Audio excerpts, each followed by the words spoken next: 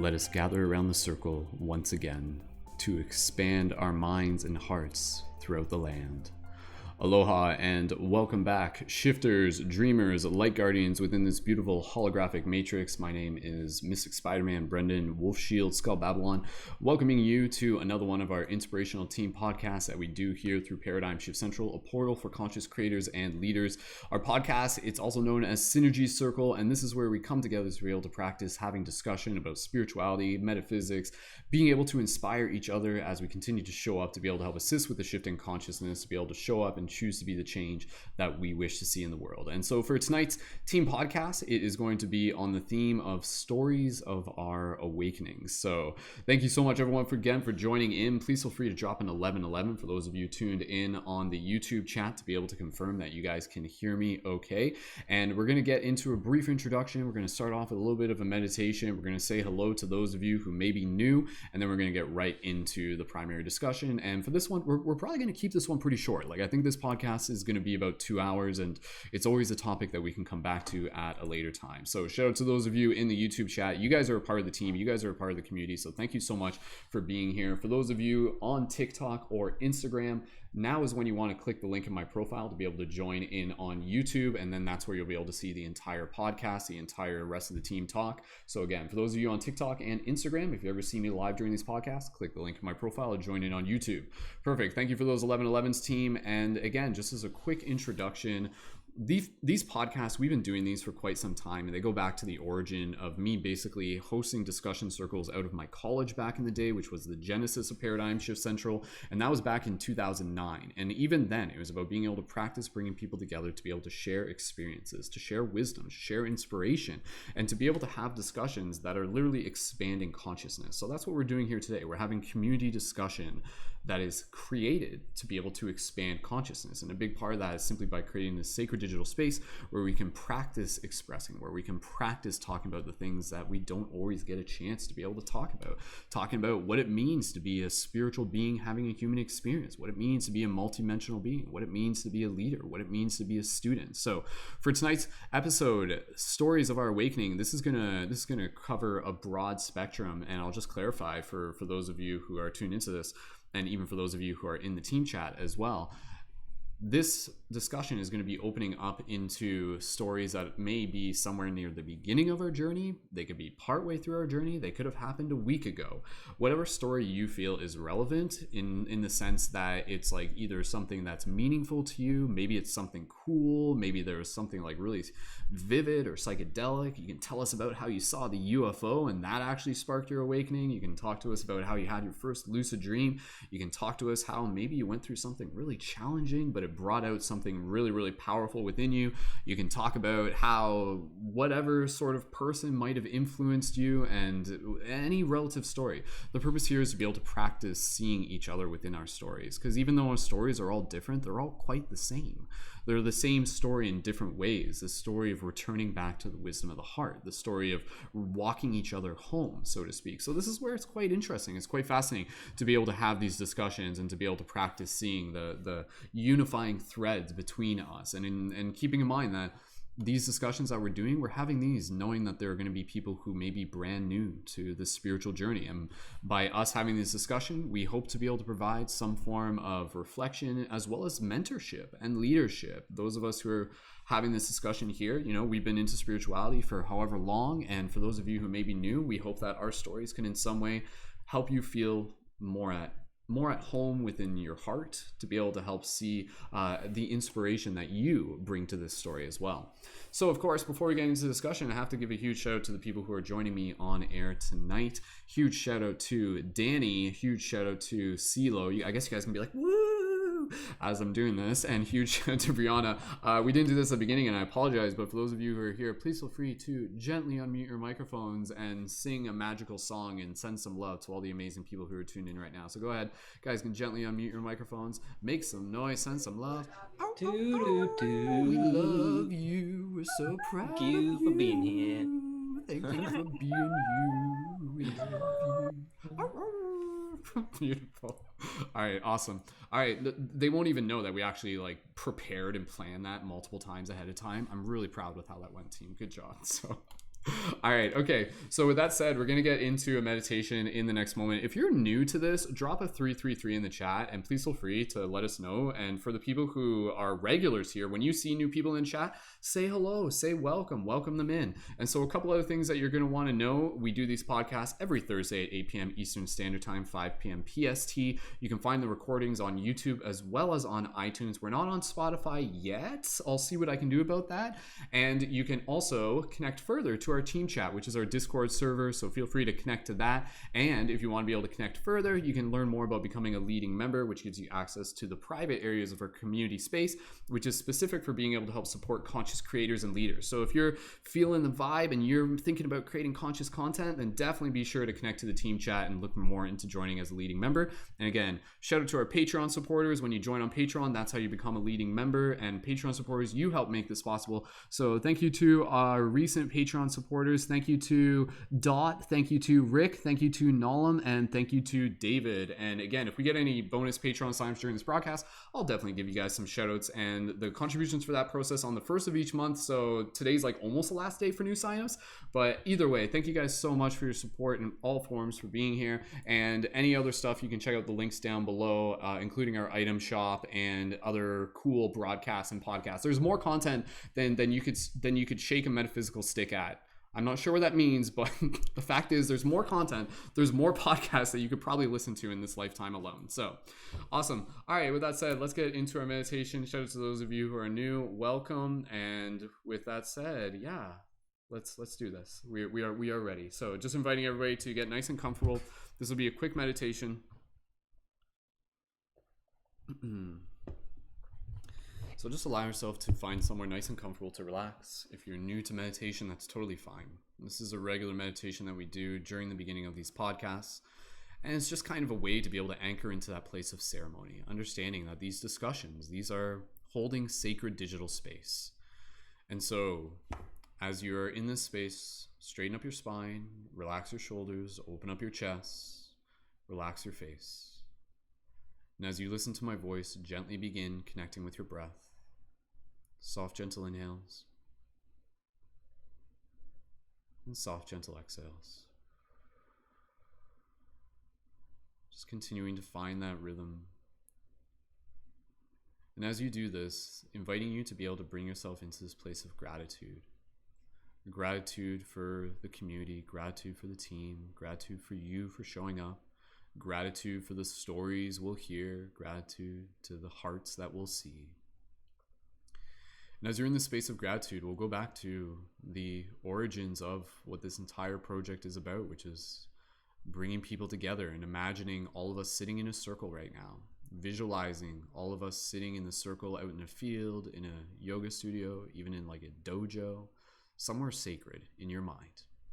And as you look around this circle, you see the other people, you see the people who are joining us on air, you see the people in the chat, you see familiar faces, you see new friends. Just take a moment here to be able to see these faces and just thank them for showing up.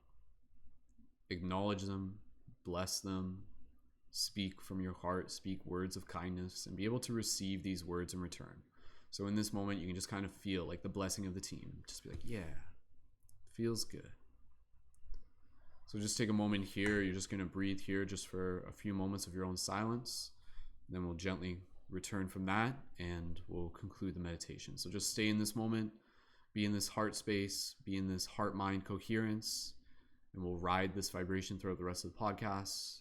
Take a moment here in your own silence, speak words, and receive kindness as well.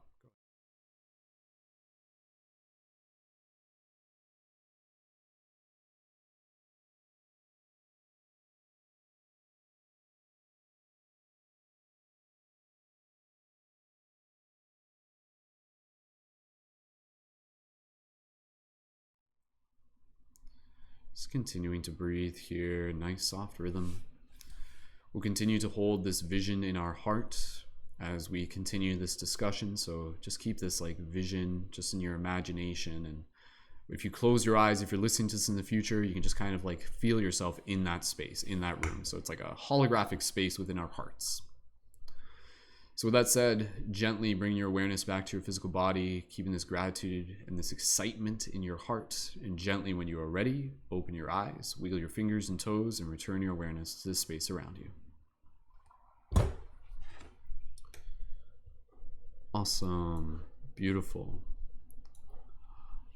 All right, welcome back, everyone. For everybody here, for those of you in the chat, in one word, how are you feeling right now? Go ahead and leave that in the chat.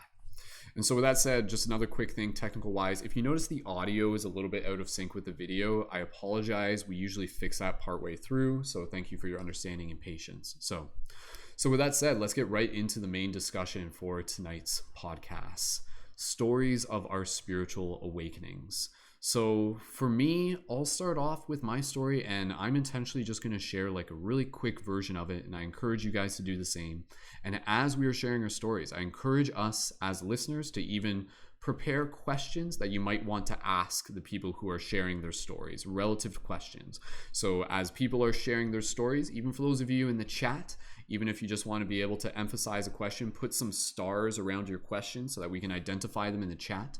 And we'll continue the conversation there, and we'll just kind of allow this as a space for our hearts to be able to come through. So, like I said, there's been many stories of awakenings within all of our journeys, depending on where we are. And I think the fact is that the more you're on your journey, the more you continue to have these moments where you're obviously waking up to more and more.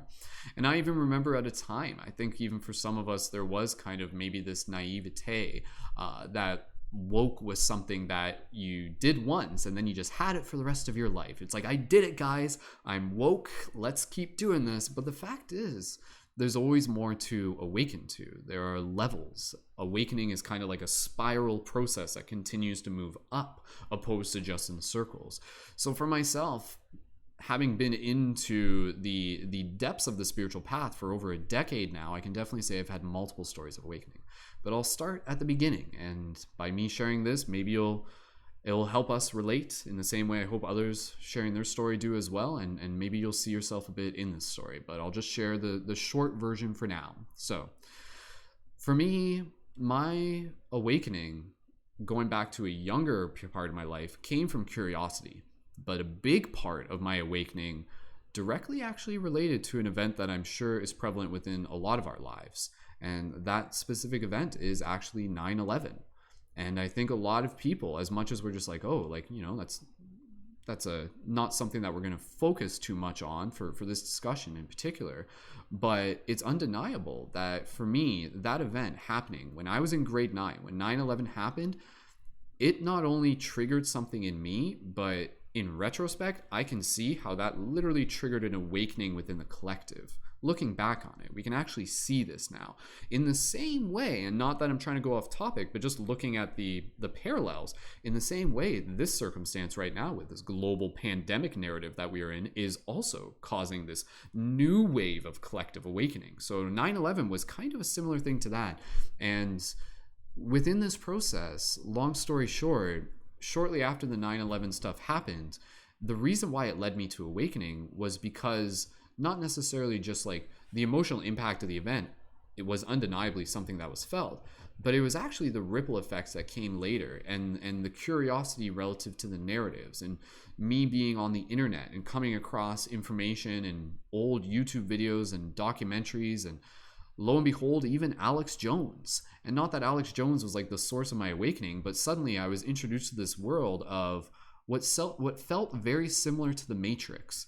And the Matrix, if anything, was almost kind of like a part of the story of my awakening. The Matrix happened in 1999. And I think in retrospect, even just as I'm sharing this, I'm like, actually, maybe that was my first awakening, even if it was on a subconscious level, because symbolically I would have seen that and I would have been like, huh, like this is something deep. And now looking back, we're like, oh, that's a documentary. But lo and behold, I'll just finish up here and then we'll pass it to the next person. And someone give me a hands up for whoever's willing to go next, and I'll know who to pass it to next, just so we can keep things rolling. Look, everyone still cheats. Okay, you guys figured. I knew that was gonna happen. Everyone put their hand up at once. That's hilarious. and you were all waiting for a second too. That was the hilarious part. Like super polite, and then boom, and then hilarious. Sync. We're all in sync. All right. Okay. So anyways, in retrospect, again, you know, I think for me, As I'm saying this, I'm looking back and I'm like, and I'm actually seeing more and more little aspects of my awakening where we realize that the awakening isn't always going to be a single event. It's the story. It's the things that kind of build on top of each other. And honestly, I can say that as much as like seeing the Matrix movie when I was like 12 years old was a part of my awakening. Equally so, watching the movie Hackers when I was in 1995 was also a part of my awakening. And when you think about it, for me, it makes sense that movies were actually a big part of my awakening. And I'm sure for a lot of us, whether we realize it or not, those movies probably, there were certain ones where they carried messages, they carried intention, and it was something that sparked something inside of us. And so when we talk about awakening, awakening for me is a process of kind of like the opening of a flower, the nurturing of a seed, the growth of a seed. So for me, the awakening process is understanding that there's already something inside of you, and then over time the universe will drip like a little bit of water into that seed, and then it's gets a little bit bigger, drip drip drip, gets a little bit bigger, drip drip drip, and then like that seed, that lotus, that expansion kind of becomes its own entity, becomes its own experience. So I can easily say that for me, a lot of those drips within my story of awakening came from movies growing up, came from curiosity, came from listening to Coast AM with my dad, driving home in the car when I was like 10 years old, playing hockey and things like that. But flash forward just to the 9/11 narrative, and I knew that even then, my curiosity was presenting me with a lot of things that were akin to the metaphor of the red pill, were akin to the metaphor of following the white rabbit. Suddenly there was information that I wasn't getting from anywhere else, and my curiosity led me towards it. And even though it kind of came in from the angle of like conspiracy theories, what are now, like, what is a conspiracy theory nowadays, right? But back then, what was undeniably conspiracy theories, eventually, it led me to this idea that, oh my goodness, maybe the government isn't quite what I think they are. And oh my goodness, maybe there's like, because one of the first things I came across was like Bohemian Grove. So even now people are just finding about Bohemian Grove. And I'm like, wait a second, like, I think like, are the reptilians actually like, is it the reptilian? Like, I'm not saying, again, at that point, even still to this day, who knows, right? But at that point, about it on Twitter. Sorry, go ahead, Silvan. What was that? I think Pamela Anderson tweeted that it was real, like, just recently. About the reptilians. Oh man, like, don't even get me started on the reps. But again, not that I'm saying my spiritual awakening was because I believe one thing or another about the reps, but my spiritual awakening came from having information put in front of me and learning to think for myself. Because at the end of the day, it was all information, and that was kind of my approach to things. Just in that sense, was being able to think for myself. And flash forward a few years later, and again, that search that was a very red pill journey in a very archetypal sense. It came from my curiosity. It came from surfing the web. It came from wanting knowledge, and at the same time, again, like, this process led me to. I started to realize that it was from there, like, a lot of it led me into the metaphysical realm, led me into the quantum realm. I remember at the same time I actually got a book, and it was all about neuroscience, and that was probably like a flash forward a few years later. So I actually came in from like the quantum side, from the neuro side, and then eventually a few years later, that's when I kind of got into yoga and meditation and things like that. And then flash forward a few years later, and that's when I started getting into Terrence McKenna and DM and listening to people talk about DMT and lucid dreaming and near-death experiences. And even then, my grandfather also was a person who had a lot of books on near-death experiences. So it was something that was already like naturally within my realm of fascination. But anyways, my basic story there was that all of those things, like, that wasn't even the original story I was going to tell. Once I started telling it, I'm like, oh, like, what is my story, right? Because it's like, and so we start reflecting on it. It kind of leads you there. But honestly, I would say, going back to movies, as I look back and I look at one thing that's interesting, I'll just say this and I'll pass the talk and stick around. Who we are today was already in who we were when we were younger. If we look back on who we are now, when you look back on who we are younger, we can almost see, like, I know this sounds obvious, but we can see like a little version of who we are now in who we were then. But when we were then, we didn't know who we were going to be now. So we didn't fully know. We didn't see it quite in the same way. But now when we look back, we're just like, oh, whoa, like, I could already see, like, I was a little light guardian. I was like a little hacker back when I was like, 12, 13, 14 years old. I was like basically like, like this curious, like nerdy, geeky kid who eventually got into spirituality. But honestly, the big part of it, and this is just so I wanted to emphasize, going back to the stories of my awakening, was narratives of heroes, was narratives of people like Luke Skywalker and Star Wars, and being able to see myself in those stories. And so I think that was a big part of my awakening, was whether I was consciously aware of it or not, I was becoming aware of my own hero's journey. I was seeing things and I was resonating with characters, and it was helping me identify with the hero within myself. And then flash forward a few years later, once I began to understand that the metaphysical reality is an actual real thing, then flash forward to where we are now. And my mission was to be able to bring people together and to have important conversations about metaphysics and spirituality, and help people be able to see the hero within themselves, see the hero's journey within themselves. So that's one of my stories of awakening, which is, I guess, a story that spans eons, decades. I don't know. It wasn't one thing, but it's all things. So I'm curious. Again, this is all just practice. I didn't know exactly what I was going to share when I shared it. But maybe if you can relate, you can drop an 1111 in the chat, because I'm sure all of us probably have parallel threads. And I'm sure all of us were influenced by hero stories and movies and superheroes and everything like that growing up, right? So, okay, who am I actually passing it to next? Did we figure that out yet? Did you guys like do a rock paper scissors in the chat or anything like that? Otherwise, well, Dani, I'll volunteer you to go first if that's cool with you. I know you probably got people who are excited to be able to hear you tune in, so that's perfect. All right, Dani, with that said, we'll pass it over to you. And when we pass it over, please feel free to briefly introduce yourself for everybody here. And when you're ready, I'll sit back and listen to a little bit more of the stories of your awakening that you would like to share tonight. So go ahead, Dani. All right, you guys. Hi, I'm Dani. So the story of my awakening was actually pretty recently. It was at the very beginning of COVID this past March. So I was staying at a house with my family, and this semester of college, once all the classes went online, I kind of decided for myself that I was not going to continue taking the classes I was taking. I didn't feel like it was a good investment of my time and my energy, that I didn't want to tell my parents about it because I didn't want to have a difficult conversation. So I just dropped it without consulting anybody and impulsively made that decision for myself. I was in a very low place, very depressed, very anxious, and I had been for probably about 6 years. I started going to therapy a few months before, probably like November, October of 2019. So I was doing a lot of shadow work and doing a lot of work on a subconscious level that I think was preparing me for this shift in consciousness that I didn't know I was about to go through. So anyways, as I was quarantined with my family, they saw that I wasn't doing work for my classes, and they were like, hey, are you still doing those online classes? And I was like, no, because I wasn't going to lie to them. And then that turned into a pretty difficult conversation. And when we actually had that conversation, what happened was, my dad was basically telling me, like, you need to do better. You have to be doing this. You have to be doing your work. You can't just be sitting around and doing nothing all the time.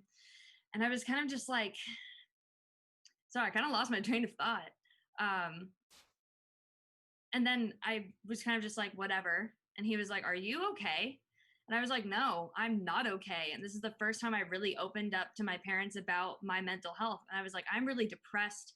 I'm really anxious. And I have been for years. And I've just kind of been miserable since the beginning of high school, essentially.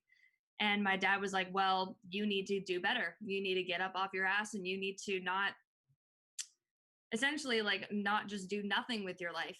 And in that moment, it really hit me that a lot of the psychological things that was going on in my head wasn't my fault, that my emotions had been invalidated from a young age, and that I didn't really have proper emotional support or understanding in my household. So even though I came from a very loving family, even though I had a really privileged life, I didn't recognize that the fact that I didn't have proper emotional support actually impacted the way that I saw the world so drastically. So after that, I was not a meditator at all. I'd probably meditated seriously like 5 times in my life. But I was really called to meditate. So I walked out the front door, went in the middle of nature. I sat on a rock. I was just by myself for 2 hours. And in that period of time, I literally was just thinking, like, nothing else matters. I'm not going to focus on what's going on in my life. I'm just going to be in the present moment. And in that, I basically like left all expectations I had for myself and where I was going in life. And it's almost like spirit gave me a giant download. And it's like everything clicked, all the illusions that I had been living under that had been making me miserable essentially for my whole life shattered before my eyes. And I reached a place of peace that I didn't even know was possible. And I forgot about this, but when I was in high school, I actually had contacted an energy at one point, and basically I was into like some spiritual stuff, but for me, it was more like, oh, maybe it's real, but who knows? And I liked the psychic twins, and they would do this automatic writing thing. So I, in high school, got a pen and paper, and I kind of let my hand circle. And once I felt my control release, I'd ask questions, and it would write out a yes or no. And in that, I actually had predicted a lot of things that would happen in the future. Like I predicted my first relationship, who it was with. I predicted that I would be the one to break up with them, even though, like, based off of where I was at that point, that was not at all what I expected for myself. Um, anyways, so I predicted a lot and had completely forgotten about it. And in the meditation, right after I essentially had my awakening, my hand was drawn out in front of me. And then it started circling the same way again. And it felt like the same energy. And I was essentially just asking more questions.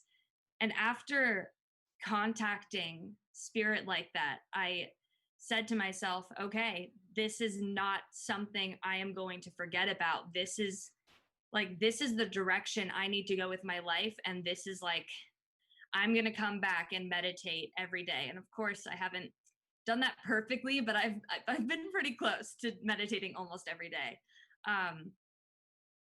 But yeah, in that moment, I essentially knew that the spiritual journey was going to be probably like the number one thing to influence my life from that point on.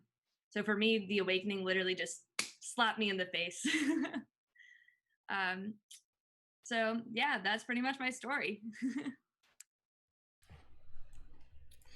Dani, thank you so much for sharing that and just being open to that. I know there's a lot of people already in the chat who are just applauding your strength and your courage for that. So echoing that. And again, I'm sure like a lot of people are able to relate to that. And I think the more that we're able to even just talk so openly about that and really owning it, again, that kind of going back to what I was saying, like it's being able to see the hero's journey within all of our journeys.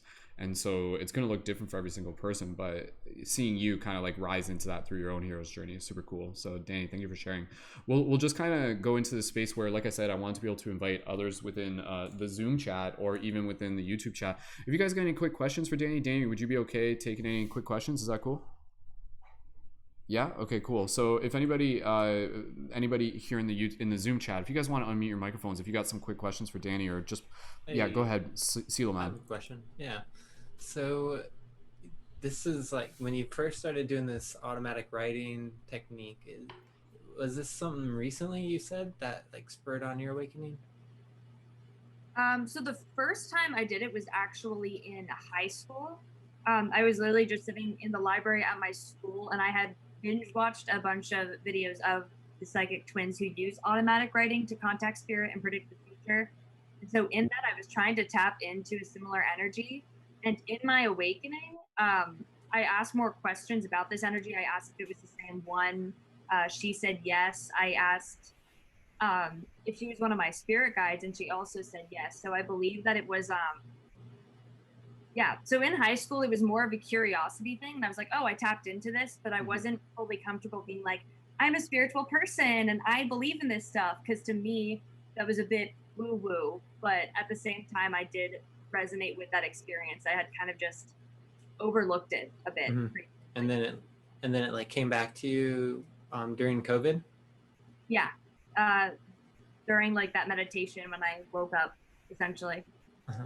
Do you feel like this energy has like a form or like a origin? Like, is it galactic? Is it earthly? Do you have any sort of like confirmation on I'm any of not that? quite sure on the origin of it. I have used a pendulum, and the way I use it, I know like in order to contact spirits, you're supposed to have a stand, but I use it with my hands because that's either tapping into my subconscious, which I believe my spirit guides can influence. And in using my pendulum and talking with that same energy, she told me that she had been like, we had relationships in past lives and she had been my mother. And I personally feel more like I resonate um, with like being more of an earthly being than from the stars. That's what resonates with me. Even though I relate to a lot of the qualities of star seeds, I feel like more. I was like angels, animal, like any kind of guy, really. No, no real stipulations, just sort of interested in what energy you felt like you were connecting with. Thanks for sharing. Thank you. And you're welcome. Awesome. Thank you, Shannon, and of course, welcome Shannon and Silaman as well. Shannon joined us partway through the introduction there, so welcome. And yeah, with that said, anybody else have some quick questions for Dani before we pass it to whoever wants to go next? Go ahead and let me know. And if there are any questions in the chat, let me just see. Just some comments saying, so powerful, Dani, which is from Lauren, who is also in the chat. And plenty of other comments. Thanks, Dani. And just checking if there are any questions. If there's no questions, that's totally cool. Awesome, amazing things for you on your path.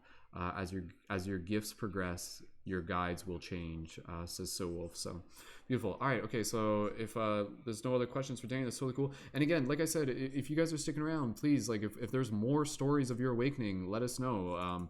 Like I said, like there are more stories of my awakening. There's a few things that I wanted to talk about, even relative to like transformational festivals, being at some of those, even particular psychedelic experiences, even literally like the UFO that me and my partner Lacey saw last weekend. Like that definitely was a catalyst for my awakening, and that was only a week ago. So we'll move on to the next person, then we'll get around to some more additional stories, but we'll keep an eye on the time as well, and we'll keep this within 2 hours. Who would like to go next between Brianna? Yeah, Brianna's ready. Okay, so Brianna, when you're ready, please feel free to briefly introduce yourself. Welcome back, and go ahead and tell us a story. So Yo, what up, Have humans? Brianna, also known as Breezy Spread Love on the internet here. I am a mental health professional. I have my master's degree in counseling psychology and a certificate in holistic health. And you can find me at goldengaian.com. That's golden, GAIAN.com.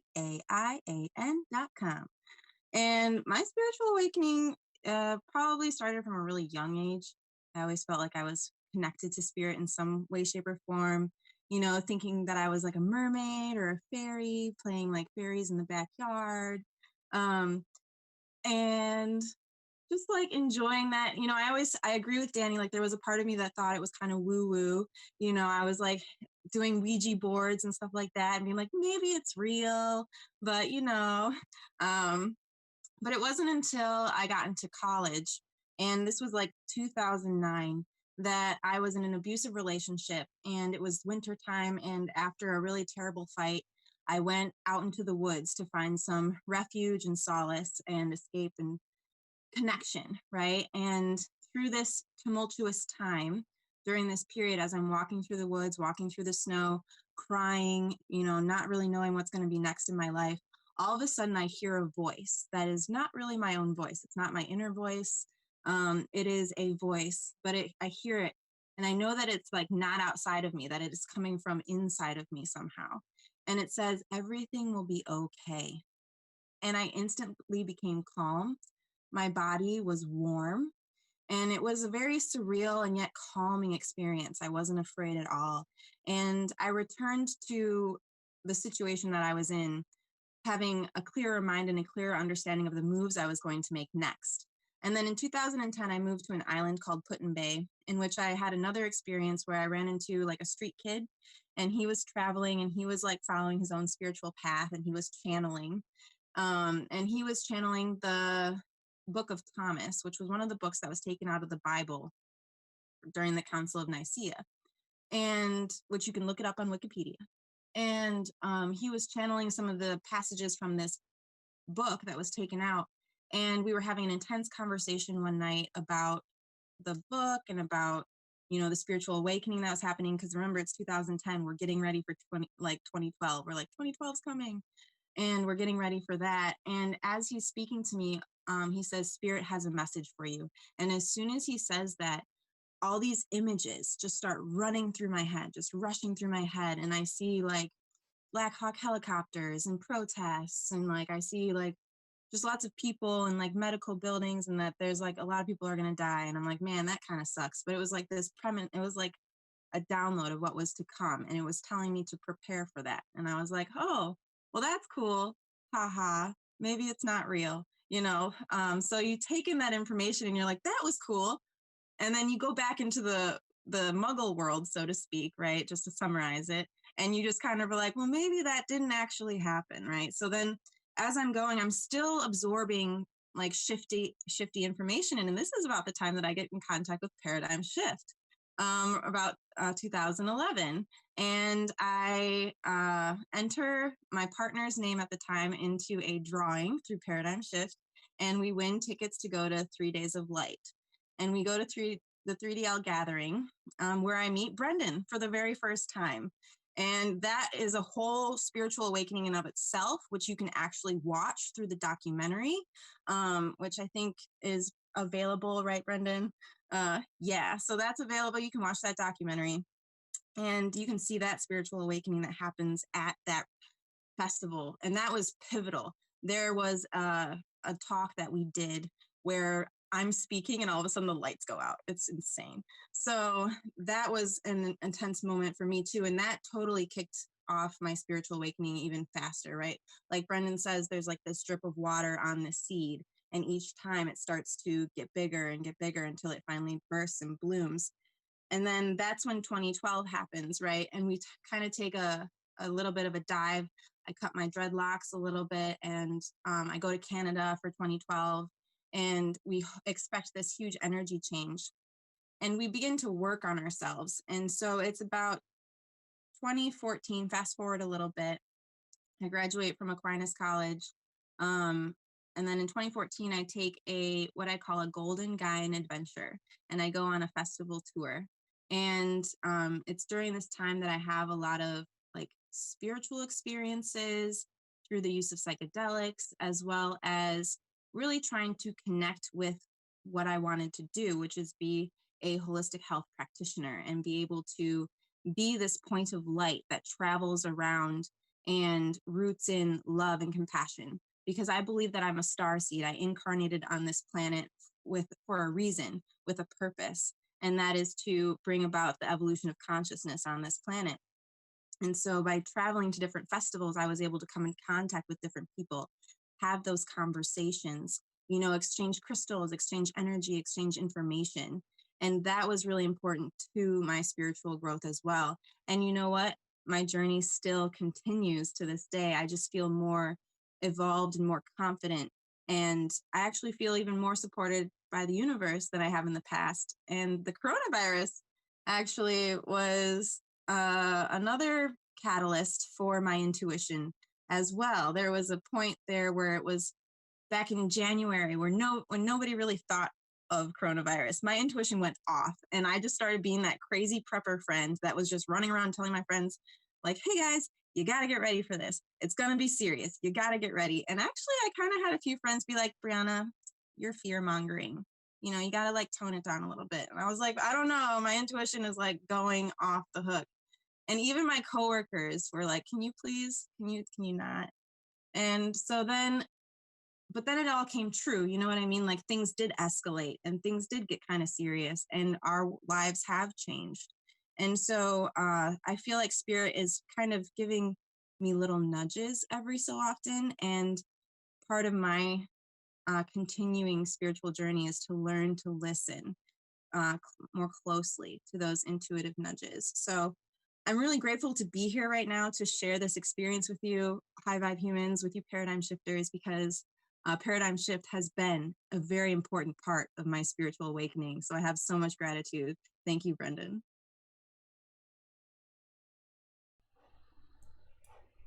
Yay! Brianna, thank you so much. It warms my heart to be able to listen to you share and just hearing the reflection back on that and bringing back. It was funny, like I think literally just before we officially started the broadcast, Christopher Seelman and I were literally talking about 3 Days of Light, like before you. I don't think you heard us, so it was already like on the radar. We were just like going back to those days. Seelman, go ahead. You want to jump in? Yeah, 3DL was pretty intense and super, powerful for a lot of people. There were thousands of people there doing some amazing work. Um, but I want to start off by saying that I always believed I was a spiritual being and that I had some, divine connection with life and God or the universe, whatever. But there was something wrong with how I was brought up because it was a very like judgmental upbringing with being in a Christian church.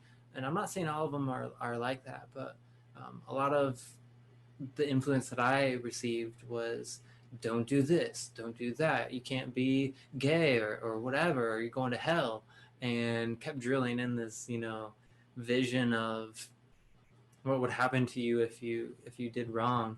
But I didn't really resonate with that, so I didn't have a really divine connection until I had this huge panic attack and realized I wasn't connected to life in the way that I really wanted. I wasn't connected to the divine in the way that I really wanted. I wasn't, I was working, I was doing things that I enjoyed, but I wasn't fulfilled spiritually.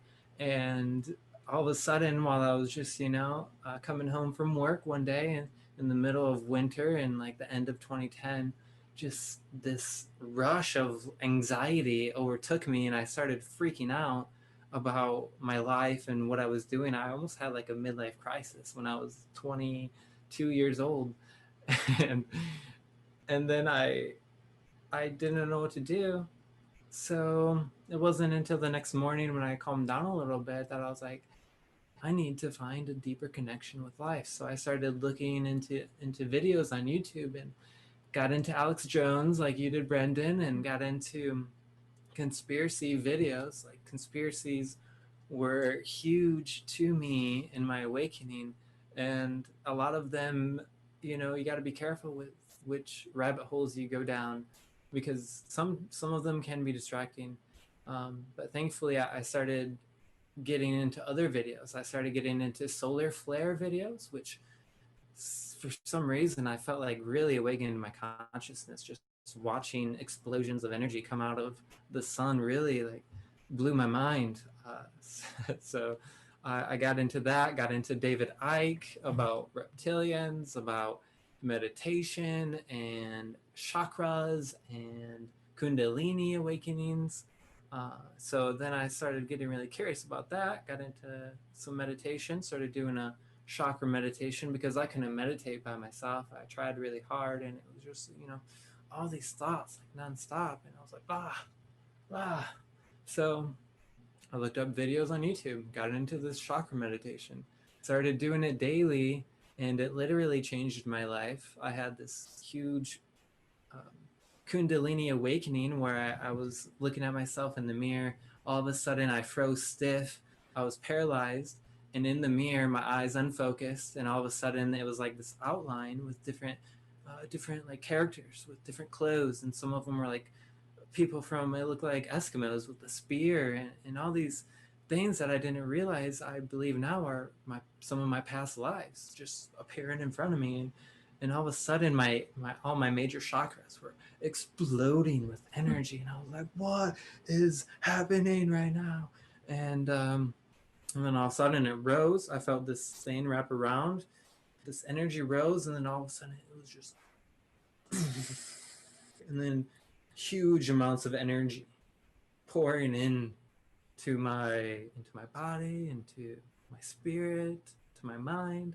And it was like, you need to go to the mountains. You need to go to the Rocky Mountains and you need to videotape it. And so I started creating like these videos and called it Project Bring Me to Life.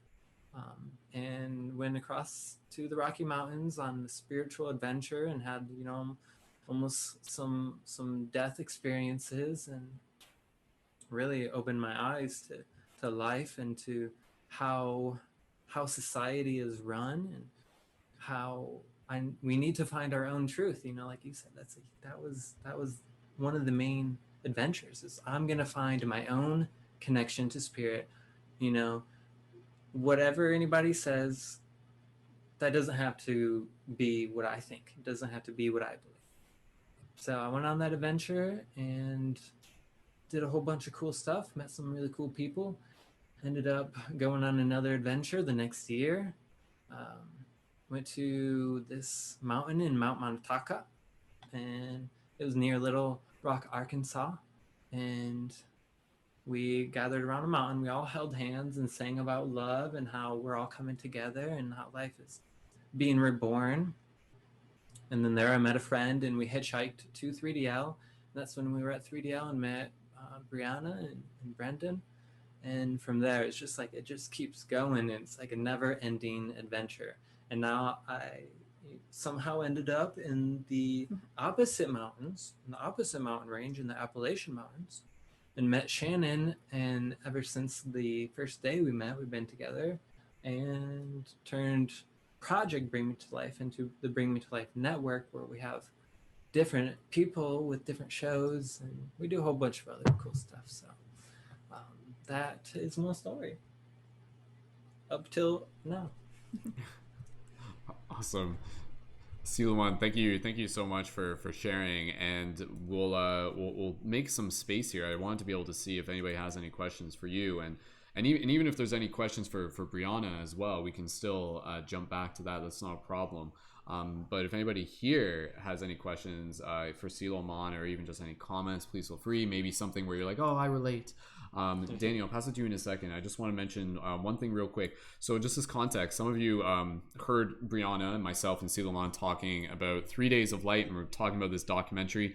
So if you YouTube search 3 Days of Light Skull Babylon, my YouTube channel, just type in 3 Days of Light Skull Babylon and you'll find it. But I'll also include it into the show notes, and I'll include it into the YouTube chat. I was literally talking about with Silouan about the idea of like doing like a community movie night, almost like, I don't know, like a online drive-in or something like that. I feel like we might as well. But if you guys want to watch the documentary on your own time, you're more than welcome to. It's one of the first full-length documentaries that I made. The second consciousness shifting documentary that I made, and that in itself was absolutely a part of the story of my awakening, where being able to take part in this story in the internet where other people were starting to awaken, and it wasn't the landscape that we have today. Not at all. Things were a little bit more spread out. You know, it was pretty much just Facebook and YouTube.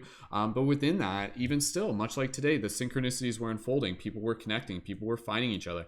A big part of my awakening was listening to the call of knowing that if I put out content, other people would find it, and then that would build a community, and that would build, you know, networks and things like that. And that's where, for me, that was a big part of my journey was, again, with Paradigm Shift. And I apologize, I know this is just kind of sharing context, but just before we move on, I'll just do that. With me, again, with creating Paradigm Shift, it was encouraging people to take action where they were, and to build Paradigm Shift communities where they were, and to build meetup groups and have open-minded discussions. And so that was a big part of it. And even before the documentary took place, there was already I think 30 or 40 Paradigm Shift communities across the globe, in different regions. And so the gathering at 3 Days of Light was basically the first time for a lot of us where we experienced something of that level of love. Something that was literally like a soul family reunion. That's what we looked at it as, and it was something that just kind of came across the networks. And it was, there were other transformational festivals at the time, but for some reason a bunch of us kind of caught the vibration of that. And it was such a powerful thing to see the synchronicity guide me, and even still, for me, I had to cross the American border, and that was a big lesson, because I almost didn't get across the border because I didn't explain what I was doing properly, because I thought I was going there for a job, and then I had to get turned back, and then I had to write this letter. But the entire time I'm like I trust the universe. This is gonna work. Just go with the process. This is here to show you that you're not here to quit. And then lo and behold, I got through, ended up driving up there with Charles Gilchrist, who some of you would know, like this super amazing sacred geometry artist who was going to the festival. And just right away, the synchronicities were unfolding. And like I said, it was the first time to be in that space with other people who we recognize as soul family, who got us, who really got us. And I had been with other community locally, because obviously that was the thing I was focused on with facilitating the paradigm shift community where I was. But this was the first time where, like the internet brought us together in this way. And I feel like there were some UFO sightings at that event. And it was just incredibly powerful. Some breath work meditation we did, just being in that vibration, so powerful. And absolutely, that festival, as well as the several other festivals I've been to, have been a story of my awakening, being able to see ourselves within that. But I'll just say this real quick and I'll pass it to Dani. When we went to those festivals, we found connection in a common mission.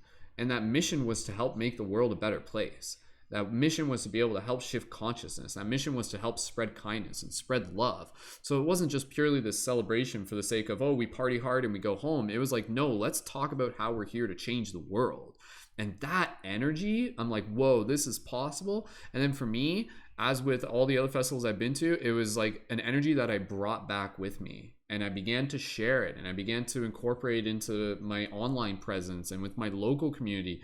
And I know that echoes the idea of transformational festivals being a part of other people's story. Because quite frankly, as I said, just real quick, when you're gathering in a space like that with that many people, there is a very particular vibration. And for a lot of people, it is the first time that they have ever experienced like love in that type of magnitude, like that degree of openness, or like, holy cow, like this is the best way to describe it, was like heaven on earth. Like it basically was that. And it opened up my mind to what was possible. And I'm like, this is a thing, we can live like this. This doesn't have to just be a festival. This festival is a symbol for how we can live. And now this is what a lot of us are here to embody, kindness, compassion, creativity, consciousness. So Dani, I apologize for jumping in on that. So for everybody here, 3 Days of Light, Skull Babylon, YouTube search that. I'll post it into the show notes. Go ahead, check that documentary out if you want a real throwback and you want to see some like chibi Brendon and chibi Brianna in that. And Silamon's,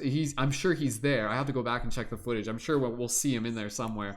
And yeah, just be able to enjoy that journey and see how much it's still relative today. Man, it was crazy. We were talking about the craziest stuff back then, man. Anyways, Dani, I'll pass it over to you when you're ready. Go right ahead, be a question for Silamon or Brianna or anything else.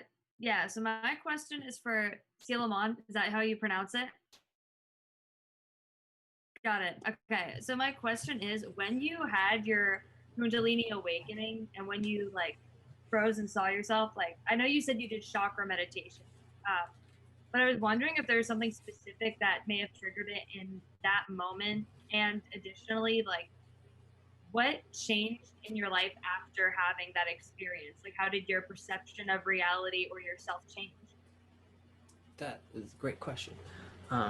So I think what triggered it was a combination of a few things. One of them was I listened to this podcast. I think it was Project Camila, and they're interviewing David Icke. And he was talking about this story where he went to this mountain, and he went to the top of the mountain and he froze stiff and had this experience. And I listened so deeply to that experience and that story, and I kept thinking about it over and over again in my mind. And the combination of that and kind of being on that vibration and really looking into it and really being open to that experience, because I started thinking that would be like a really amazing experience to have. I would be open to that. So that kind of laid the foundation for it to happen.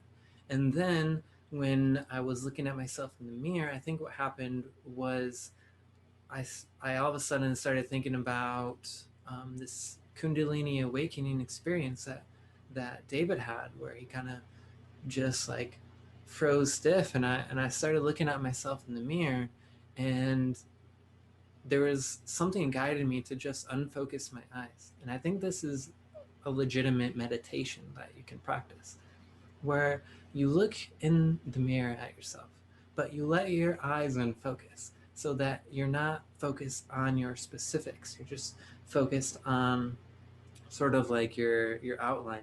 You're basically detaching from your ego when you allow that to unfocus.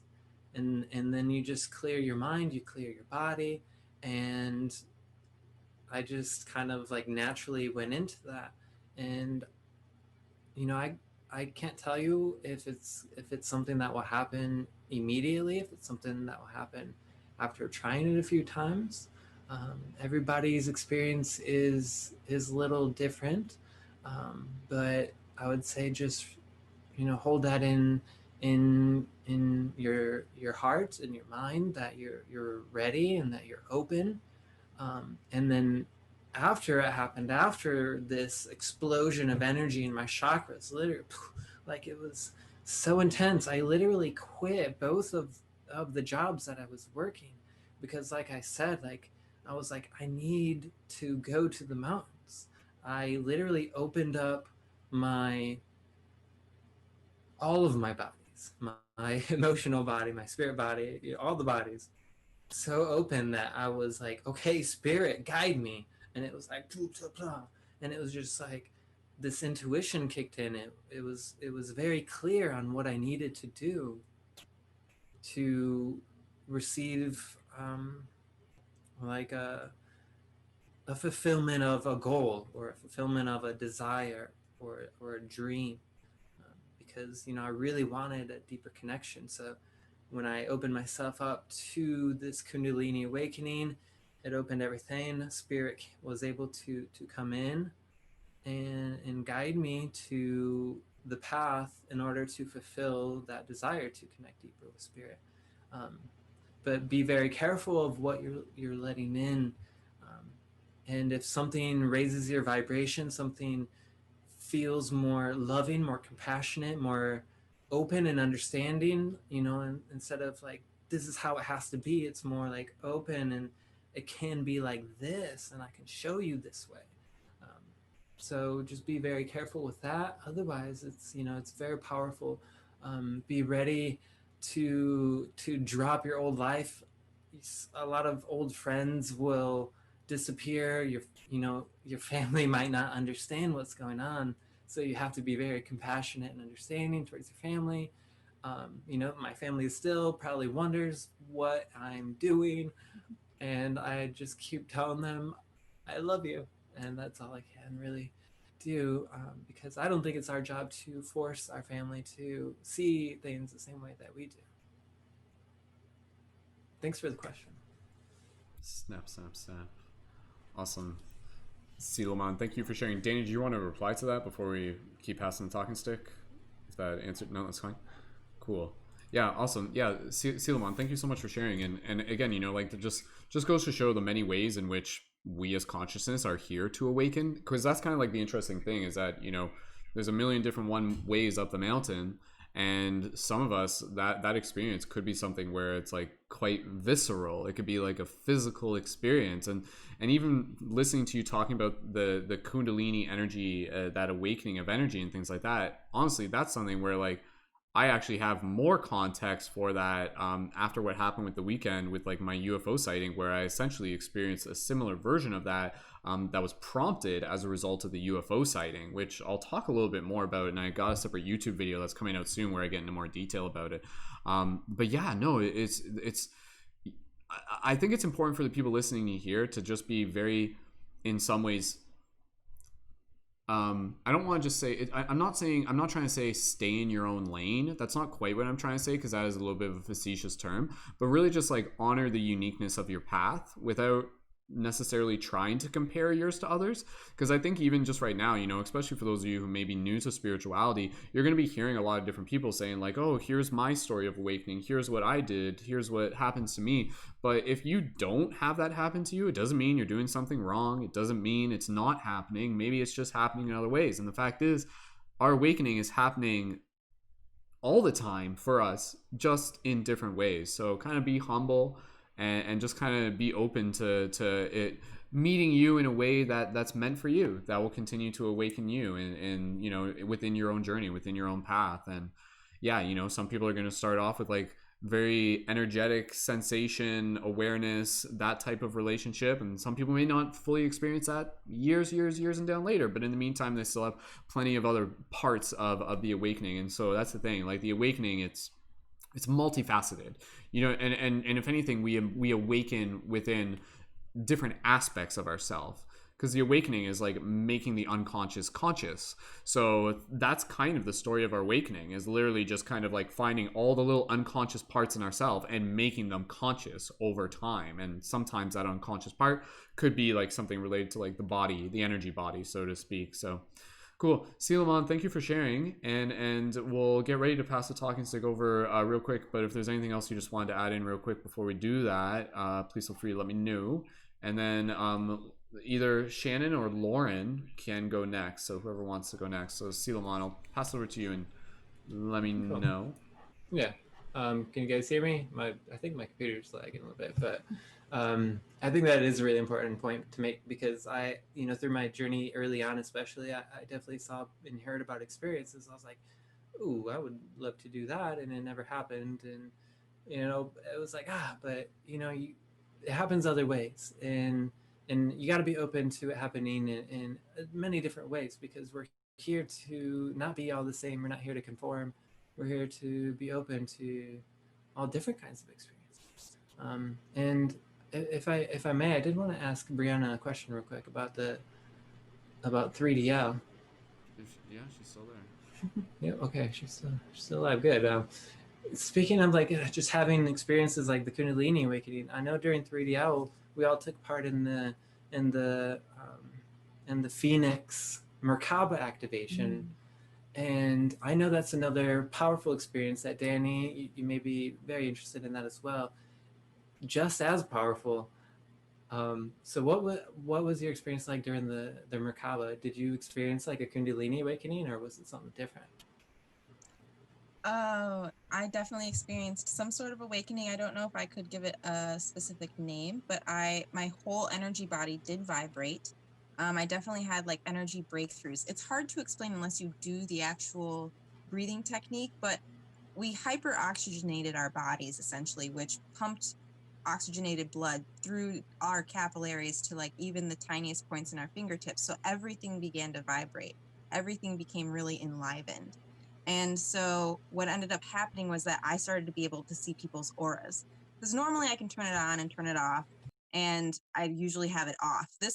Because of that activation, it just turned on, and I could just like look around the circle and see everybody's aura and see everybody's third eye. Even when I closed my eyes, I could see people's lights, just like, that's all I can really describe it as, is like a little flame or something in my mind's eye. But with my eyes closed, I could see like everybody's little flames around the circle still. And so that was like a pretty powerful experience just from doing that meditation. And it was so powerful that when he did it a second time, I stayed outside of the building. And you can see that in the documentary. But I stayed outside the building because it was so it was like so intense. It was very intense. Yeah. Mm-hmm. Yes. Yeah, and thank you, Brianna, for sharing. And again, just as context for those of you who are curious, this breath meditation, it's in the documentary, and then there's actually like a full recorded version of it. Makes me almost want to go back to it and just kind of like check it out, you know. But that was a shout out to our belated friend Phoenix, who facilitated that, and even just the idea of like him bringing his wisdom to be able to share with the community really excites me. So for anybody here who's interested, basically, what is it, like a half-hour breath exercise? Sorry guys, they could hear me, but you guys couldn't. Anyways, long story short, I just said thank you, Brianna, telling people what it was, and shout out to Phoenix. And it's awesome to be able to bring his wisdom back to be able to share with the community. I appreciate it. I don't know if you guys saw it, they're all like waving at me because I had myself muted in Zoom. That's the team I want, right? Just wave me down when need be. So what I was gonna say, if anybody's interested in checking that out, go ahead. Again, it's in the info for the journey, the 3 Days of Light movie, Journey to Rockmont is what it's called, and I'll post a link for that in the YouTube info again, so make it easy for you guys. But with that said, we'll get ready to move into some more topics and some more discussions. Again, there's if I feel it's relative. I may share a little bit. I could share a bit about like some psychedelic experiences because those are really powerful. I could share about a quick synchronicity that was a big initiating element for me, and I could talk about a little bit about my UFO experience. But again, like there's no limit. Like seriously, like every week there's like some sort of new element within our bigger story. Because I mean, the fact is, the story of our awakening is literally the story of our lives. So isn't that the name of a soap opera or something? Story of, what was that? The Story of Our Lives? Was that what it's called? I'm dating myself here. I don't even think it was that. But anyways, Times of Our Lives? That's what it was. Was that what it was? Anyways, we'll keep passing the talking stick around. Lauren or Shannon, if one of you wants to go next, just whoever politely puts their hand up first.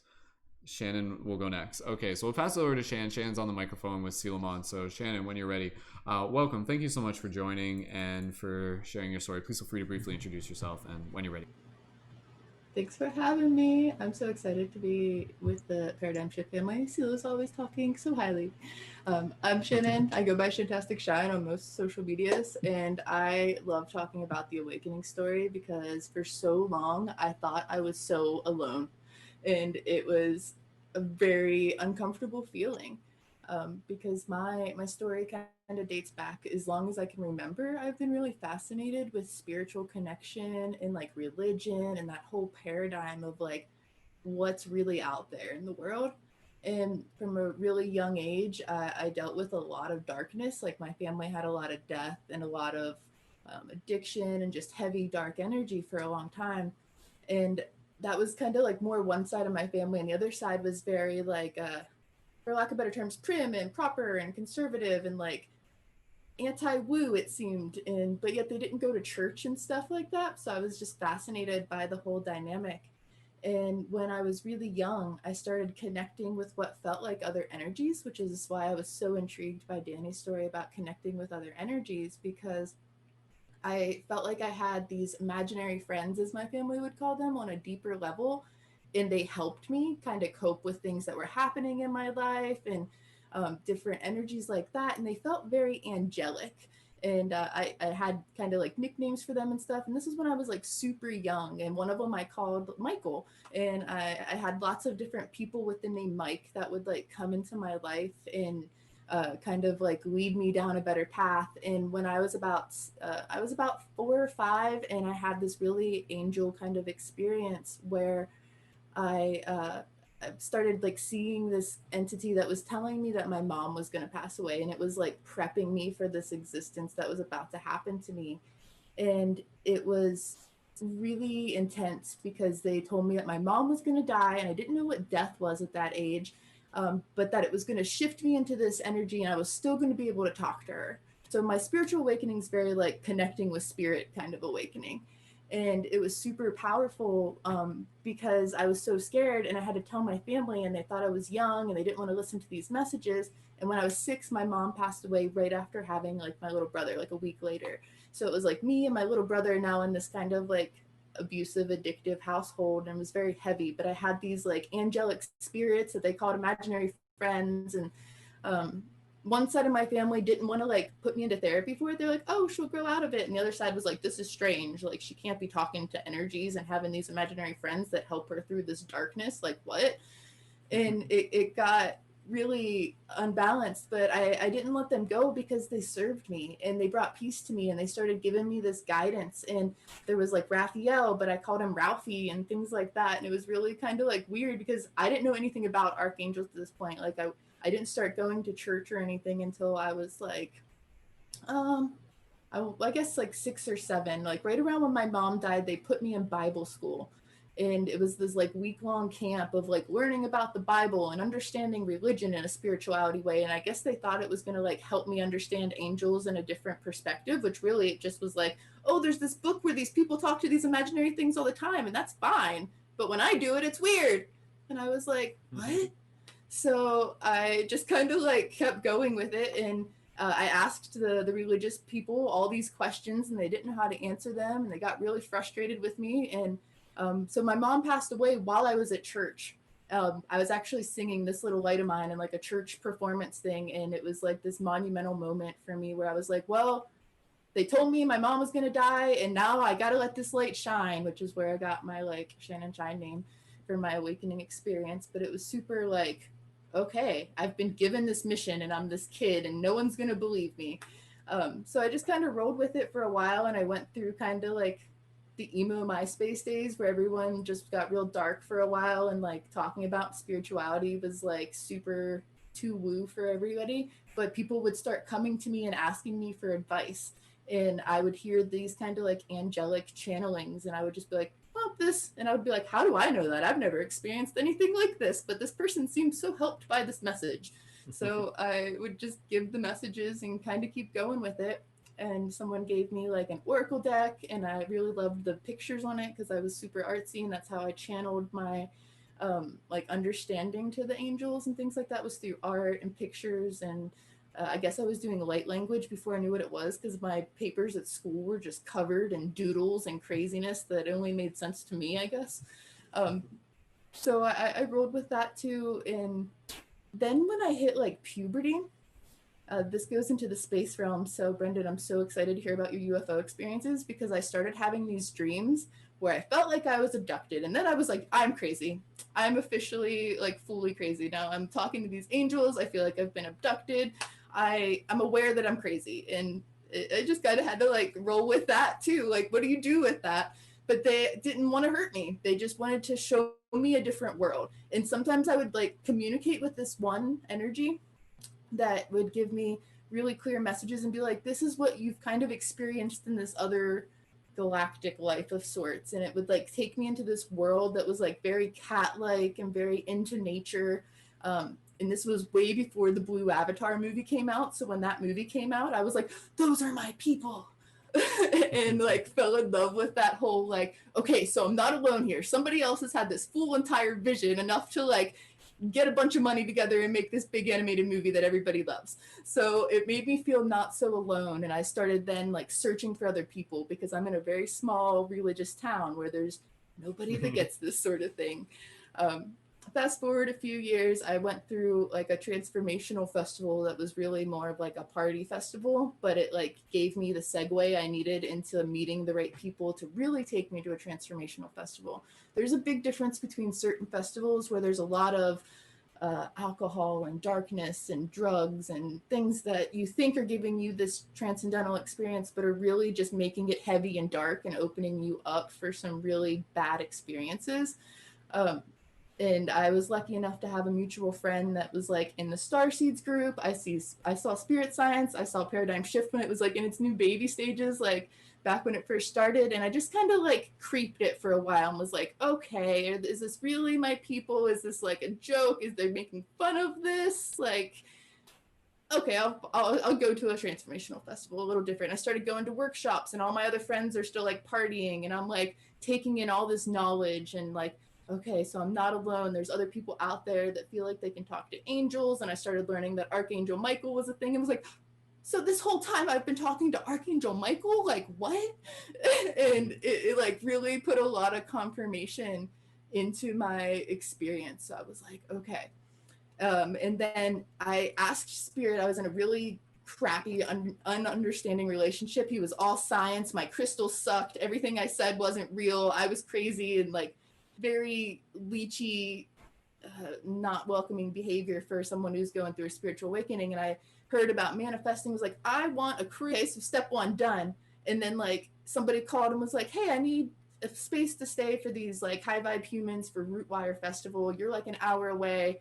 Can they just come? And I was like, well, I just got out of a relationship. My grandma's dying, but Spirit and my Archangel says, yeah, it's game. Let's do it. So I was like, okay. And I opened my house to these like strangers, Hugh Seelaman, and they like came to my house for Rootwire and were participating in the festival, and I was volunteering for the festival, and it all magically worked out. And in that manifestation, I said, I want to create a community where we can reach other amazing people. I want to really find that community. And CeeLo comes, and Ashton from Spaceship Earth, and Scott, and there's like a whole bunch of other people that came in. But CeeLo was like, I really have this dream, and I've already started this project called Bring Me to Life. And everything about it sounded really great. And he told me about 3DL and Paradigm Shift and going on his like national adventure. And we just kind of started diving into Bring Me to Life. And I've been so grateful to find so many amazing humans out there. I could probably go on for so many things, but I've taken enough time for everybody. Thanks for listening. Shannon, thank you so much for sharing that and just being able to give us like a full narrative there. Like I think we just like we crossed like, yeah, like 2 decades there. I felt it. Yeah, no, that was, Keep it short but informative. it was beautiful. It was very well said and very well communicated, and again, just honoring you feeling comfortable for sharing your vulnerability within this space. And again, you know, I think just talking about the death of your mother when you were younger, I think being able to talk about that again is very important, and for other people to even be able to perhaps in some way, you know, some people may have experiences of death in their past, and they may see it as like something that like was a very, you know, like heavy thing. But sometimes when you're just like, wait a second, was that death actually a catalyst? Like did that actually like propel me in a direction? And absolutely, you know, with a lot of people, without necessarily just referring to Shannon's experience, I know with a lot of people, death absolutely can be a big part of the spiritual awakening, especially when you get into that realm where you understand that there's a relationship that extends beyond the physical. And there are other ways to be able to develop relationships and everything like that. So I appreciate you sharing that, Shannon, and everything else as well. And again, I loved your story with Avatar, and that's fascinating because again, you know, it just goes to show that I think as a lot of us as children, we have like this full spectrum of our awakening. It's already inside of us, but maybe we just don't know how to process it, or we don't know what to do with it. We haven't been told to nurture it, sort of thing. And then that's where the journey of awakening kind of starts with like, oh, you're actually pretty woke as a child, and then you kind of move into this next stage of amnesia, and then you kind of continue to rise out of that. And even still, you know, that wave continues. And I'm sure for some people there are parts of their journey where there, for those of you who may be listening to this, where there may be parts of your journey where you've like been into spirituality and then you kind of like shift out of it, but then you shift back into it, and you shift back into it with even like more vigor and more inspiration. So it's definitely part of the path. But I would say again, one thing that I've always said from the beginning, and then I'll pass the talking stick, and if anybody has any questions for Shannon, we'll do that as well, where I always think of the journey of awakening literally as this process more so of a journey of remembering. When you go through the process of awakening, that's what, from my experience, a lot of it felt like is very intuitive. It was very kind of like heart oriented. And a lot of it was observing patterns in new ways, seeing things with new eyes. The world around me didn't change, but the way I saw it did. Suddenly trees were no longer just trees. They were the branches, and they were the you know, trees were my lungs, and they were the veins in my arms. And, you know, spiral of my fingertip was a spiral of a galaxy, and the pine cone was the universe. And all of these things naturally begin to happen because, again, I think the awakening process is something that's inside of us that is innately there and innately created to synergize with our reality around us. So simply by being in it, we will continue to awaken, for those of us who have chosen to do that here.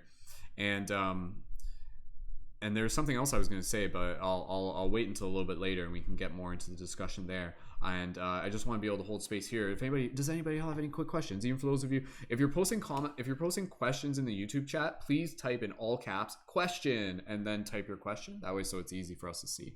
Does anybody else have any comments, questions for Shannon, or anything, even just heartfelt response? Please feel free to put your hand up and we'll do that.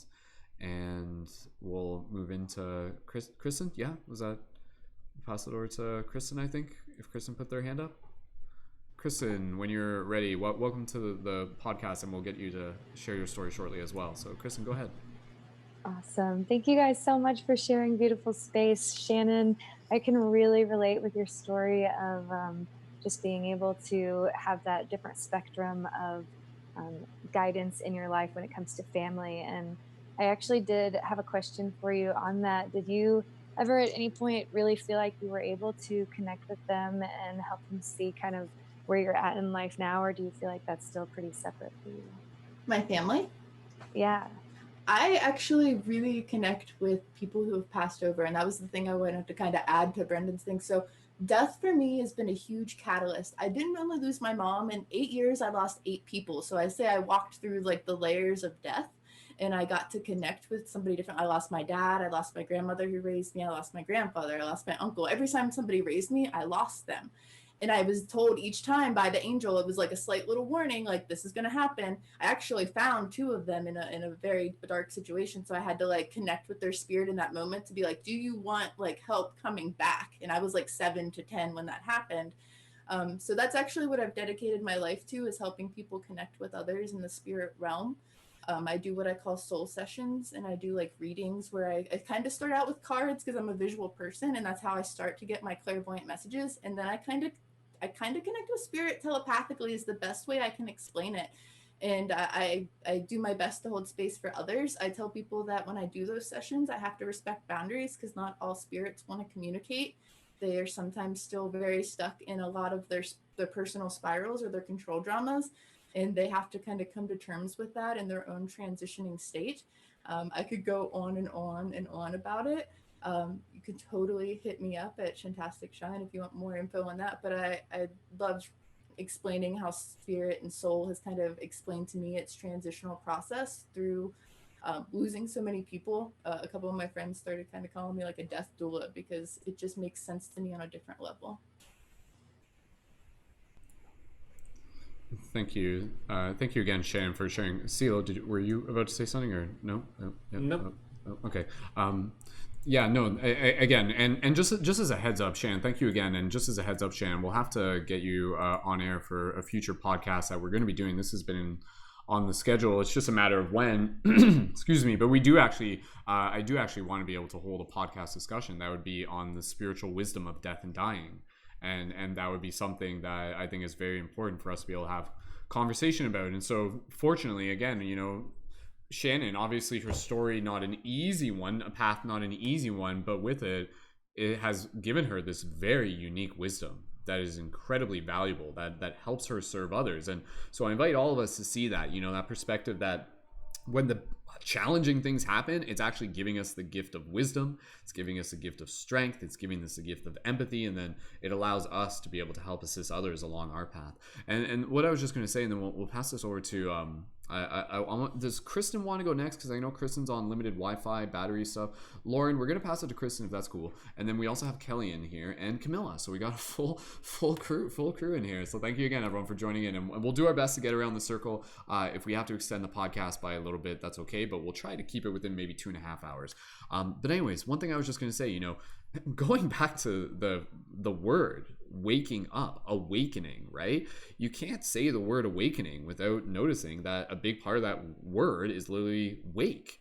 And what do? Awake is something that follows death. Awake is an event that happens as a part of when a person has died, there's usually a wake that follows. So it's understanding that, you know, even the process of awakening is literally the process of death in itself. It is a process of something dying, something being let go, something transforming.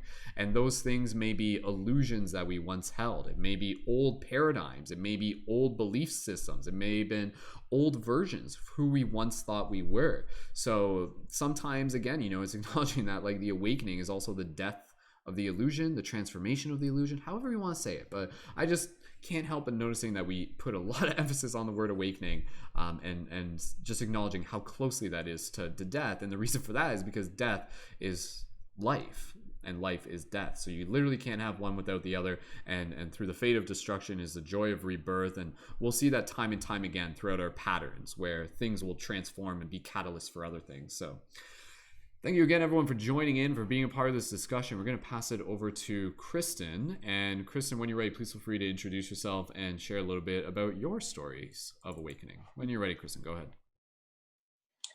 Hello, sweet family. It's so beautiful to share space with you as always. I've so enjoyed being able to hear all of your lovely stories, and how we all are able to just connect with spirit is absolutely beautiful. I've really been excited to talk about this all week. I have been having conversations with friends and family and just really being able to reconnect. It's always fun to kind of go back to the beginning and kind of see where we've progressed to the now, and maybe even where we're going to progress to the future. So thank you, Brendon, for holding this beautiful topic. I guess really my first memory with anything spiritual is really being a young girl, probably I don't know, 4 or 5, playing in the creek, and I always played with fairies. And I remember building little fairy homes, and in the dirt I would always make like little cities and kind of have my own little stories going on. So just really having that highly active imagination as a young child. And then as I grew, my family was very religious and kind of gave me a lot of different opportunities to connect with spirit. And from there, whenever I was around 13, I had a religious experience where I was able to connect with spirit on a very deep level. And I remember that being the first time I really felt spirit flow through me and connect with my energy, and really just seeing the guidance around me. And then I guess you could say as it grew, things became more difficult, as it tends to do. So being caught up in the heavier densities and getting involved in some traumas that really happened in my life that helped me to grow to be who I am today, and challenged me to be able to see the light in all of the dark of the situations, and really be able to see the dark in other people, but also being able to see the light within them as well. So I really am able to see people for who they are, which is just really lovely at this point. But it's been quite a challenge. And I guess you could say it kind of deterred me on my path. But all the while, I still was very connected with the spiritual, falling into tarot, grabbing my intuition. I've also had premonitions often. I'm always able to kind of judge situations and where they're going to be going, which has been really great for me in my financial life, just being able to hold jobs in management and being able to lead groups and be teachers. So, really being able to utilize what I've learned on my spiritual path in my day to day life has been a true blessing for me. Um, but really, I guess I would say the moment I truly connected with my purpose, so to speak, was whenever I did have a near death experience, and was in a situation where I was born with a defect in my heart. And it was to a point where I could pretty much die at any moment in time. And I knew this. So it was, it was really hard to go about my day knowing that, hey, any moment I could basically short circuit and no longer be here. And so, in knowing that, it really helped me be able to kind of connect with the importance of living in the now moment and being able to appreciate the little things in life. But eventually, it did get to a place where it was affecting my health and I needed to have surgery. So, it took me 2 years to find a doctor that was willing to do the surgery on me because of the location of the defect in my heart. It was a very risky surgery. It was very likely that I wouldn't make it, or they could mess up and accidentally burn the part of my heart that makes it pump. So I was determined. I knew I was going to find somebody because I had a path to follow. And yeah, so I found a doctor that was willing to perform the surgery. And in the surgery, I actually left my body and kind of watched the entire thing happening from above the room. So I watched them go in and perform the procedure, and kind of watched my body as it was laying there on the table. And yeah, just really being able to like see all of that as it was going on was really humbling, I guess you could say, to be able to be like, this is just a body, this is just a vessel. I am a spirit, I am energy, and there's more to life than just this physical world. And in that moment, I actually felt them burn the location on my heart while I was kind of, out of body, so to speak.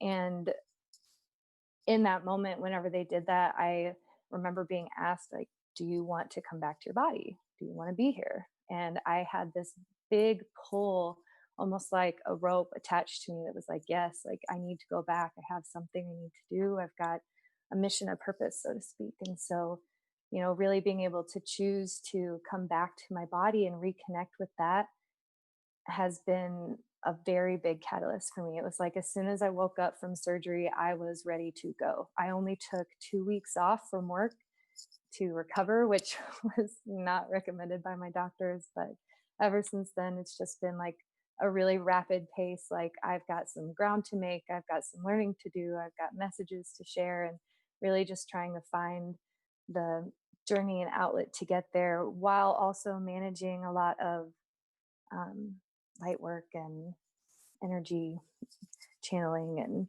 premonitions and all the fun stuff that goes along with connecting with your spiritual gifts and all of that. So, and I really just want to say too that, like, for me, my spiritual journey has been really difficult and it's been really alone. A lot of it has been something I've had to keep hidden because the people that were directly related to my life were very judgmental or hateful or um, discouraging, to say the least. And so finding my voice was really beautiful. And I have to absolutely thank Brendon and the Paradigm Shift community for offering this beautiful space.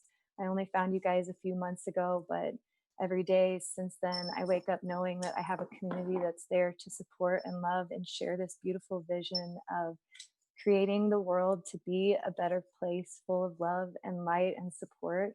And I just thank you all so much for always being there and always showing me what it is to that we're doing. You know, it's for the love of the world and for the love of each other, and just being able to have you cosmic mirrors every day and that support and love has been absolutely beautiful for me. So thank you.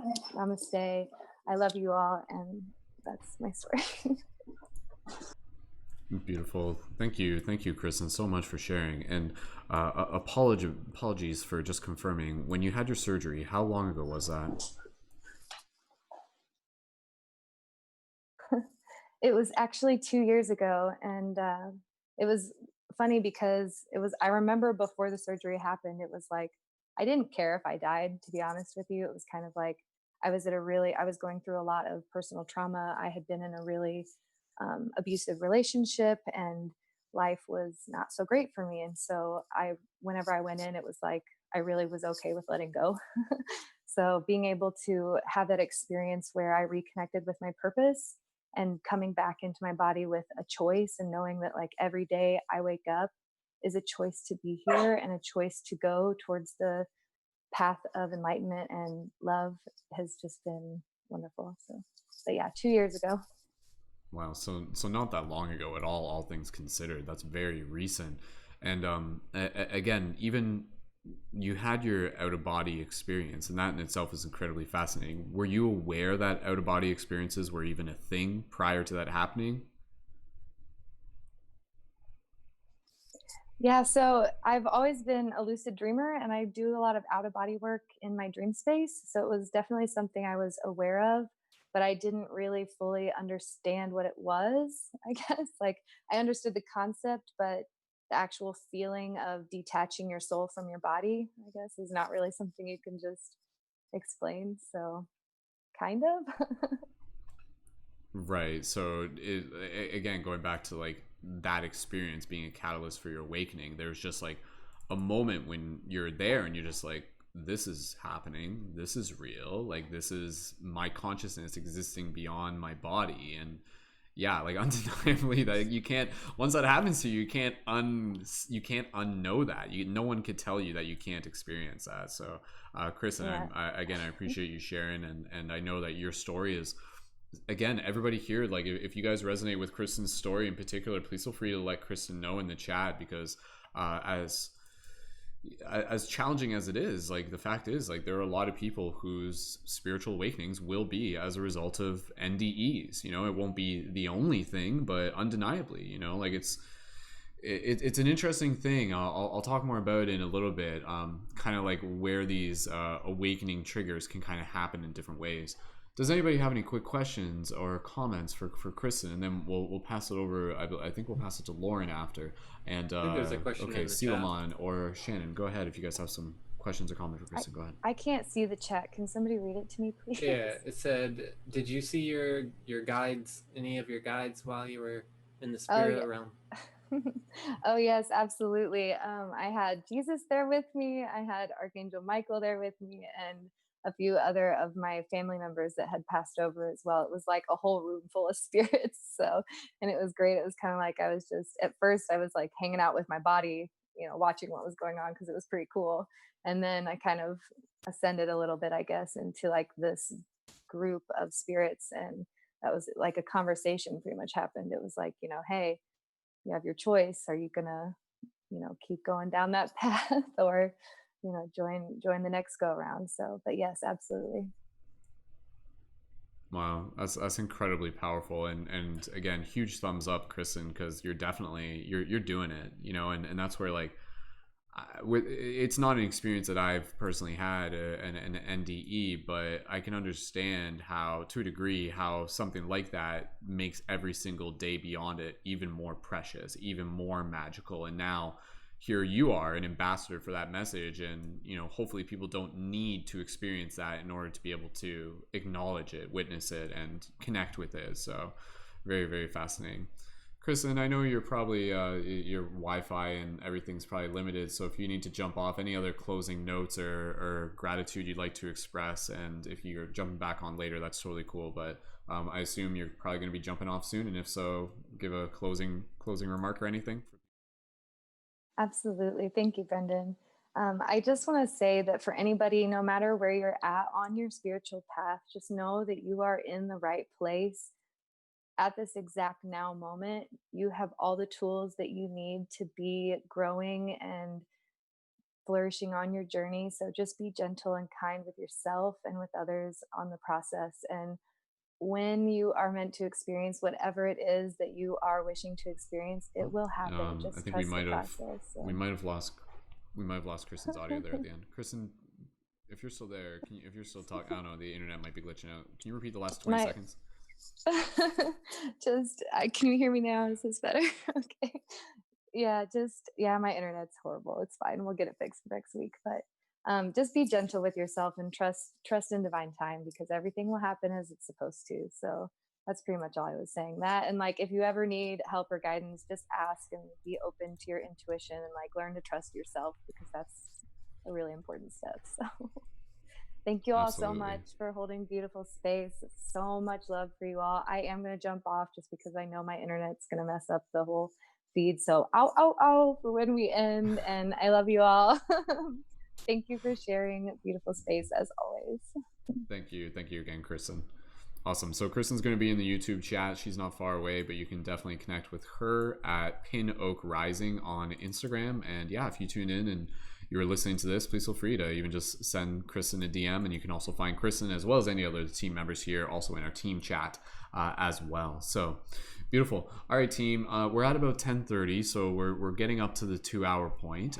We do also have Camila, who is in here as well. So welcome to Camila. And I mentioned before, there was Lauren, who we're going to pass it to next, and Kelly, who we'll hear from as well. And again, we'll just kind of flow through the discussion. We'll hold space to make sure everyone gets a chance to be able to share, but we'll probably wrap things up within like 35 minutes, give-ish or take, but we'll just go with the flow. Lauren, if you're ready, thumbs up, and I'll pass it over to you. Beautiful. All right, Lauren, please feel free to briefly introduce yourself. Welcome back, and when you're ready, go ahead and tell us the story of your awakening. Hello, Soul Family. My name is Lauren Bruno, and I'm a hypnotherapist in Connecticut. And I'm actually really new to the spiritual journey. So about 5 years ago, I did have a near-death experience. And I agree with everyone. A spiritual journey and awakening is just an ebb and flow throughout life. There's no right or wrong way to feel anything. It's just taking space and holding that space for yourself. But about 5 years ago, me and my partner decided to quit our jobs and road trip across the United States to all the national parks.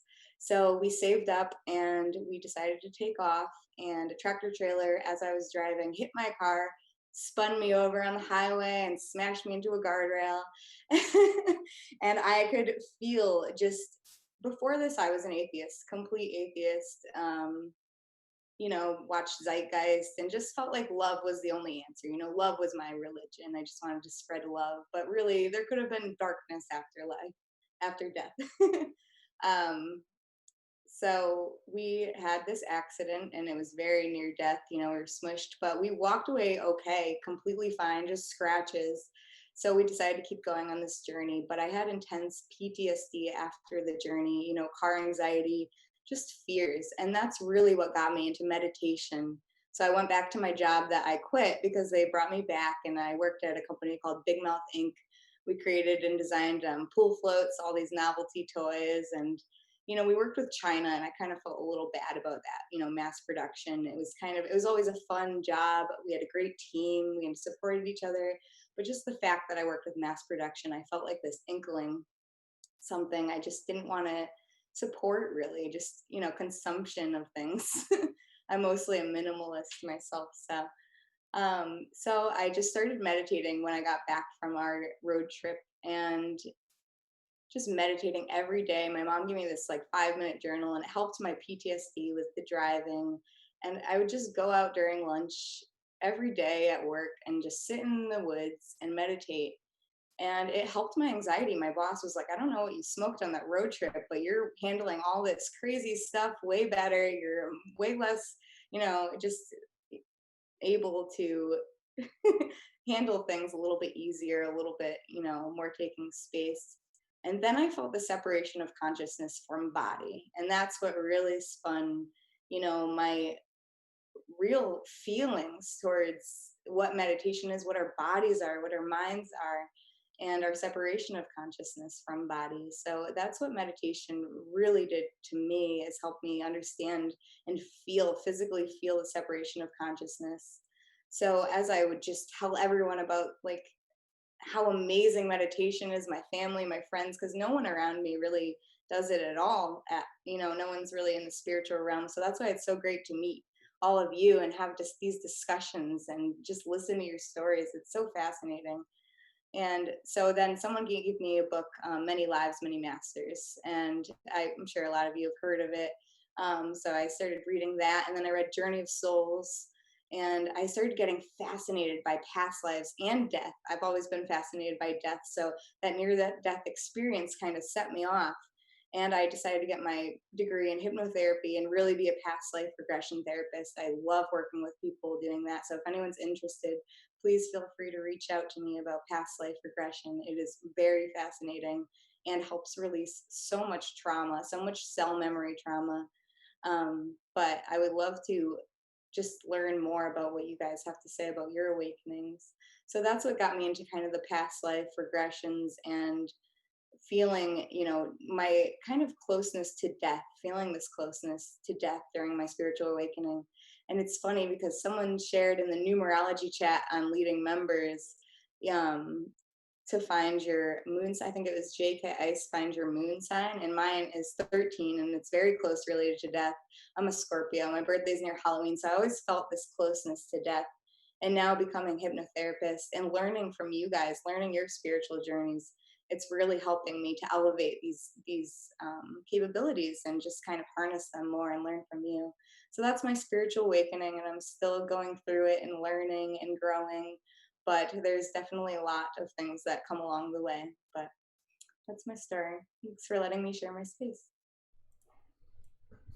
Lauren, thank you so much for sharing, and again, already just being able to see some of the common themes already weaved through just some of the discussion that we're having here tonight. I think there was something I was going to ask you, but CeeLo, did you want to reply to Lauren and ask a question as well? I was curious what kind of meditation you did while you were in the woods. Was it just like mindfulness, where you became mindful of the nature that you were in, or?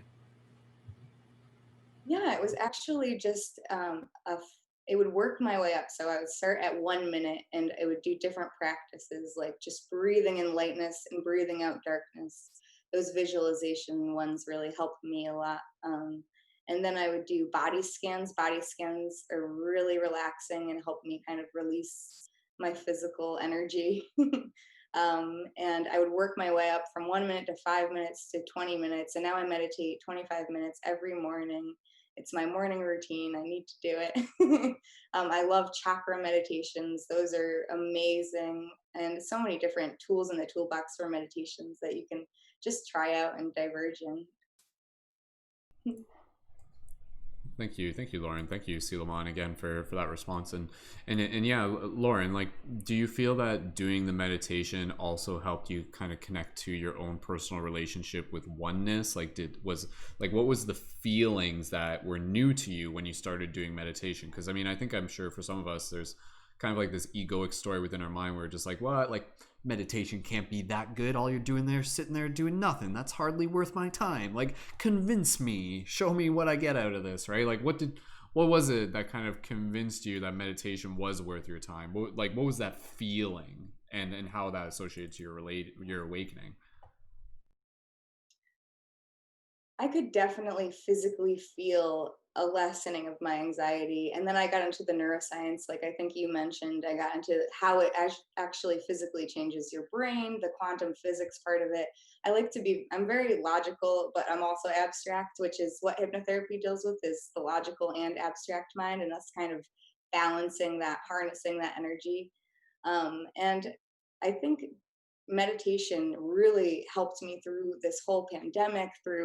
That was my second awakening, where I kind of learned about a lot of different paradigms that I believed in, and they were just taken down. And I went really hard into this COVID spiritual awakening. Kind of got a little nutso. Thought people knew I knew too much or something. And so meditation helped me get through that. I channeled a lot of my spirit guides during this whole pandemic, and I saw a lot of different things. I've seen, for my first spirit guides, I saw a blue deity with 8 arms and, touching my body. And I saw symbolism of me being chained up and then breaking free in a rainbow. And I just felt like it was kind of our purpose. And just meeting you guys really this past month or couple months, it's just great to listen to your stories and hear your purposes and just support each other, just trying to be more interdependent. No judgments, no jealousy, just supporting each other and loving each other is really what helped me through meditation. Awesome. Thank you again, Lauren, for sharing, and again, just for being able to add your story to the collective story, because again, it's fascinating as we're sitting here, as we're literally archiving this experience, right? We're kind of like, it's almost like we're kind of creating like another like crystallized version of the Akashic records, in the form of a podcast, in the form of storytelling, in the form of conversation. Like, if literally someone listens to this, and what are they getting? They're getting like a holographic view into each of our lives and into each of our records. And the thing that's interesting to me is, again, when you understand, kind of have that like step back, that oversoul Buddha nature type perspective, and you can literally see like all of these individual stories of awakening as our story of awakening. And so what does it mean when we listen to Dani and Brianna and to Seelman and to Shannon and to Lauren and to everybody, what does it mean to be able to listen to that and to really be able to celebrate it, and to be able to be like, kind of like, be like, yes, like slow clap build, here it comes, working through those shadows, working through that challenge, oh, they're doing it, yeah. And that's kind of the thing with this journey of awakening, is that, even for those of you who may be on those early stages of it, kind of something that I was going back to earlier, about the full tree being within the seed, like the full version of who we are here to be is already within us. And one of the ways you can think about this, that for me kind of it helps it make sense, is this idea of like reverse time theory. So say, for example, that reverse time theory basically creates what the objective is first, and then reverses engineers a reality that will lead you to that objective. So kind of what I was even just going to say, maybe passing back to Lauren, is using hers as an example. In some way, Lauren's destiny, her soul purpose, her soul mission, part of it was to become like a hypnotherapist, and to be able to work with people in these ways. And would that have happened if the car crash didn't happen? Would that have happened if the NDE hadn't have happened? So it's kind of like this thing where, from that perspective, it's not like you're like, oh, I'm glad that happened, but I can see on a deeper level why that was necessary in order for me to become more of who I am, and take that in a relative context. You could literally apply that to any point in your life. It's a choice to be able to see it that way. But the last thing I'll say, and then again, maybe if Lauren, if there's anything else you want to share, that's fine. We'll pass it over to, I think, either Camila or Kelly. So if one of you wants to let me know who we're passing it to next. But one of the things that's kind of interesting is that like this this is a very, very interesting idea that, you know, before we come into this incarnation, we literally come here with a mission. We come here with an objective. We come here with something to do to be able to help assist with the collective shift in consciousness. Something we're here to share, something important, something that's a pivotal part of our story. And from my understanding, it's kind of interesting because we have this thing known as free will within this reality. And going back to even Kristen talking about, you know, like even in her NDE, there was like this free will choice where the beings and the guide she was with is like, do you want to go back or do you want to opt out? Like, you have a choice right now. You have a choice. And so in the same way, this choice, when left unconscious, kind of moves us into this narrative where basically we will go through periods of our life asleep. And then basically we kind of make this agreement. Again, this is just an idea, but it's interesting to think about, where it's like, all right, universe, like this is your oversoul talking, your higher self. It's like if I haven't woken up by the time I'm 25, if I'm still doing the regular routine, if I'm still doing this, if I'm still doing all that stuff that's not really getting me any further and just indulging in fascinations, if I haven't woken up, wake me up. Do something to wake me up. And the universe is just like, okay, whatever it takes. Like, that's what you're agreeing to. We will, either you wake up on your own, or the universe will literally kind of like step in and something will happen that will wake you up.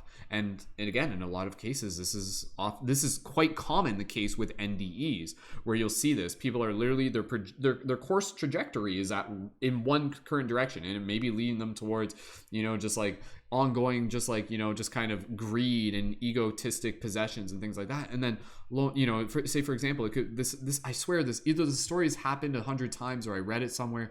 You would have like, you know, like I'm just using this example, like a football player. And then suddenly the football player gets in an accident, they break their leg, and suddenly they're not able to play football anymore. And suddenly their identity, they have this ego death. That's who they were. That's who they were here to be. That was their future.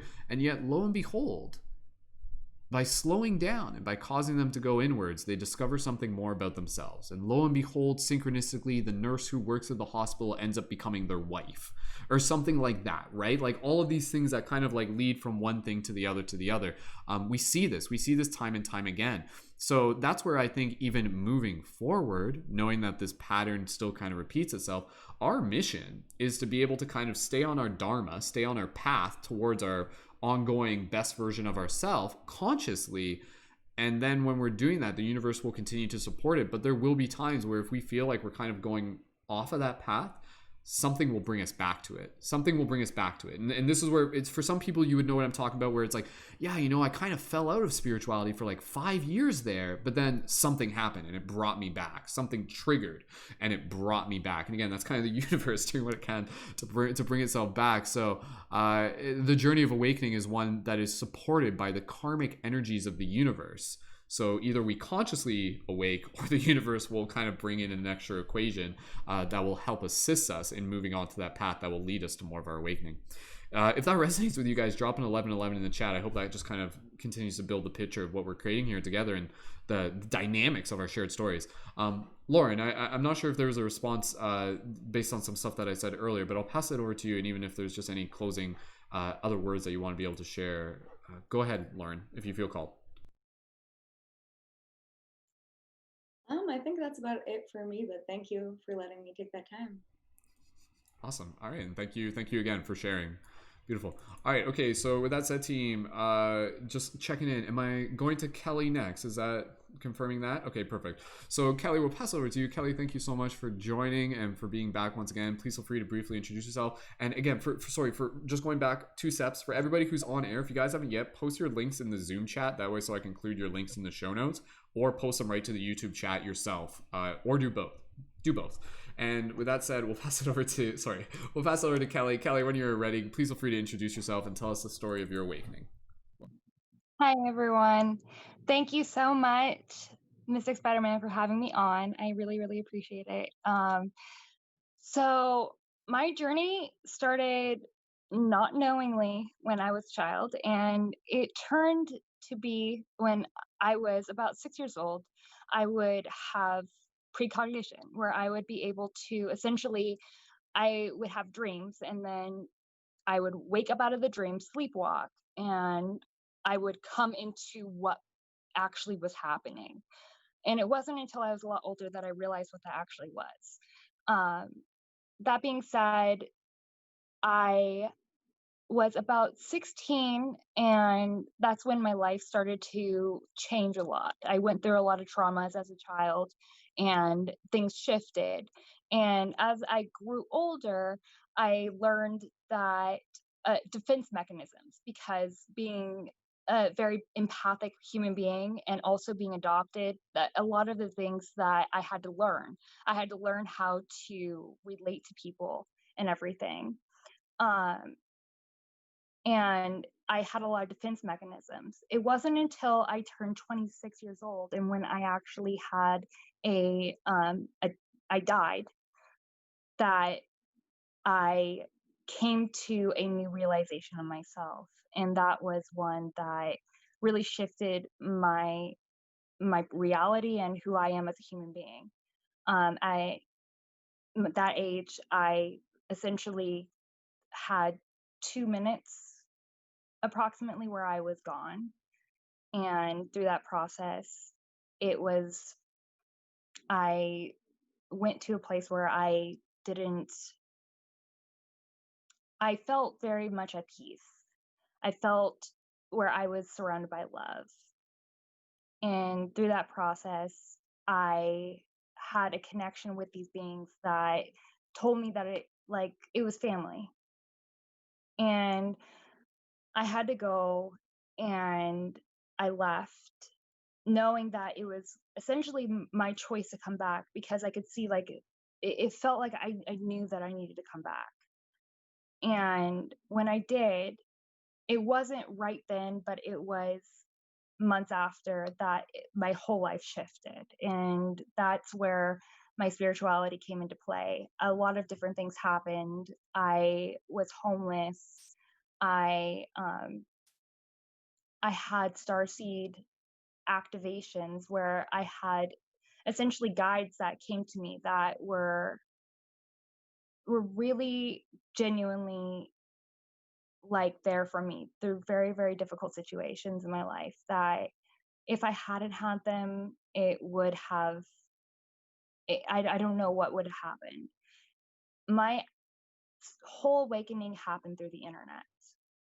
It was what I consider it was a precursor to everything, but everything kind of just came together. I went on the internet, YouTubed Bridget Nielsen, and I YouTubed Gigi Young and all of these people, and it got me to a place where I was trying to find answers. And when I was homeless and when I was at my lowest, I used them. I didn't even have a phone, and I would actually go out to them. I would go out to other people and use their phone to use that as a way of being able to connect. And I would manifest in those moments that someday I will be able to do something. So I didn't think that the things in my life would be able to that they were going to truly become what they are, but they have happened in the way that they I've manifested them. And it's not because of me, it's because of the people around me and that have surrounded me through the process. As a collective unit, we have all worked together in synchronicity, and that's really been the foremost thing that has guided me through this process, is the collective consciousness and how we are all connected on a deep level, on a metaphysical level, on an energetic level. We are all very connected. And through that, it has really shifted my consciousness in the way that I have been able to assist other people. And one of the things that I always say is that I am you and you are me in synchronicity. And I really truly believe that in some capacity that we are all connected as one. It wasn't until I grew older, around 26, that I understood these things as being it, and I had faith, and now it's just manifesting in my life, and it's really been an amazing process. But it is not because of me, and it is because of everyone else. So thank you. Kelly, thank you so much, Kelly, for sharing. And I'll just create an opportunity here if anybody wants to be able to ask some questions or just share any heartfelt comments with Kelly. Please feel free to let us know.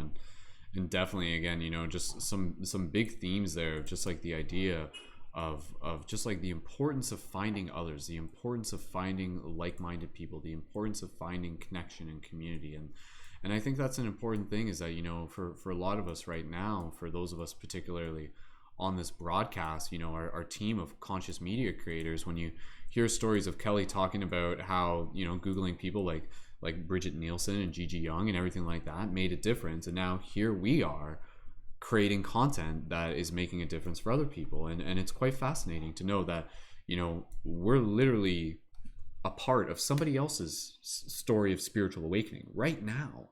And not even just through the content we share, but through our presence, through the conversations. It can be through just, you know, family members, one-to-one. So I think that's the natural call that we move through as we go through a process of awakening. The natural call is to be able to serve others, and doing it by, again, being sacred mirrors and not telling them what to think, but helping them think, teaching them, encouraging them to think for themselves, but more importantly, helping them see the light within themselves. And once that light gives permission to shine, that's when incredibly powerful magic comes forth within our realities. Does anybody here want to be able to just follow up on anything that Kelly shared, or anything that you would like to be able to comment on? And we'll go from there. And if there are any comments in the chat as well, you can let us know. So beautiful. All right, well, Kelly, we'll keep moving along, but I'll pass it back to you if there's any other, again, you know, just like words of inspiration that you want to be able to leave with people who, again, maybe even earlier on within their journey of awakening. And I know you've already shared, but if there's anything else that you would like to share, or any other, even if there's any other short stories within your spiritual awakening that you want to share, not necessarily just the beginning, but please feel free. Whatever you feel called to share is totally fine.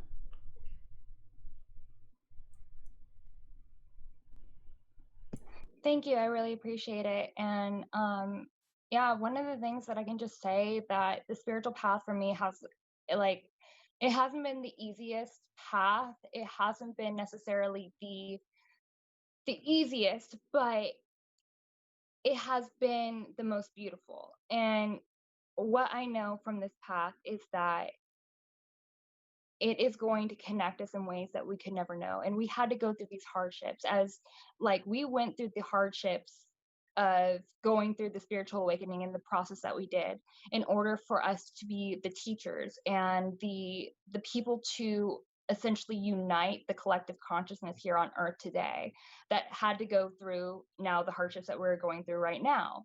We are all going to get through it. And one thing that, for me,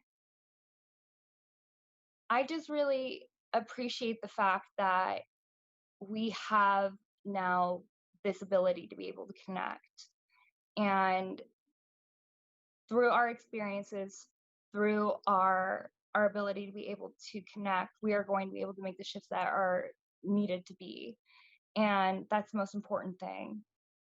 That being said, I just really appreciate everything that, especially Kristen, like, my gosh, we connected so much, and I would love to connect with all of you guys.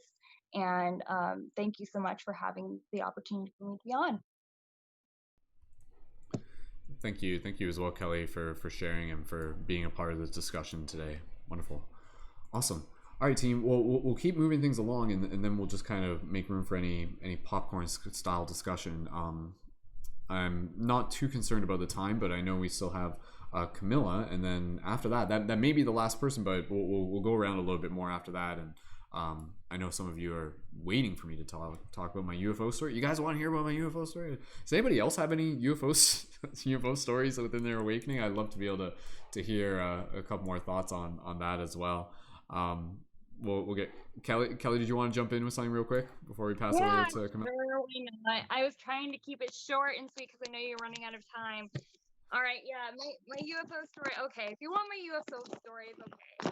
All right. So my ascension process happened 3 years ago when I had my near-death experience. And essentially what happened is it was a massive awakening. It was one of those ones that essentially, like what you were saying, when you get to 25 and you're not awakened, it's like, bam, in your face. It's like, hey, you need something to waken you up. I asked for it after having these spiritual people on the internet come to me. So I asked for it, and God did it come. And it started off with Andromedans with light language, teaching me light language. And the process was learning, the fundamental basis was freedom, love, consciousness, the power to choose, and no fear.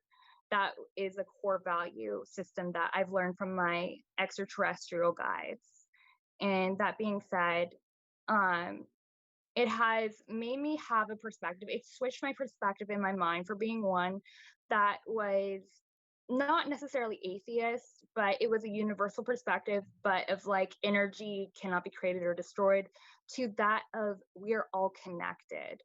And through the synchronicities of all the experiences, I was able to see through the eyes of every single person. And I was able to essentially have an experience, a metaphysical experience with one, like a download of sorts. It felt as if I had a connection with one of you, every single human being. And through that process of the download experience of coming into connection with these starseeds that I didn't even know, they would just come up to me and say, hey, I feel like I am from the Pleiades. And I'm like, wow, that's like 2% of the human population. How did you come to me in this moment? It transitioned my life. And it was a really awesome experience, and it still to this day is. And every single person, we have had very numerous incarnational processes, and it is one or two or three or multiples that have been off planet. And for me, it was a very interesting concept, and also like has been a really awesome like journey for me to understand that those versions of myself.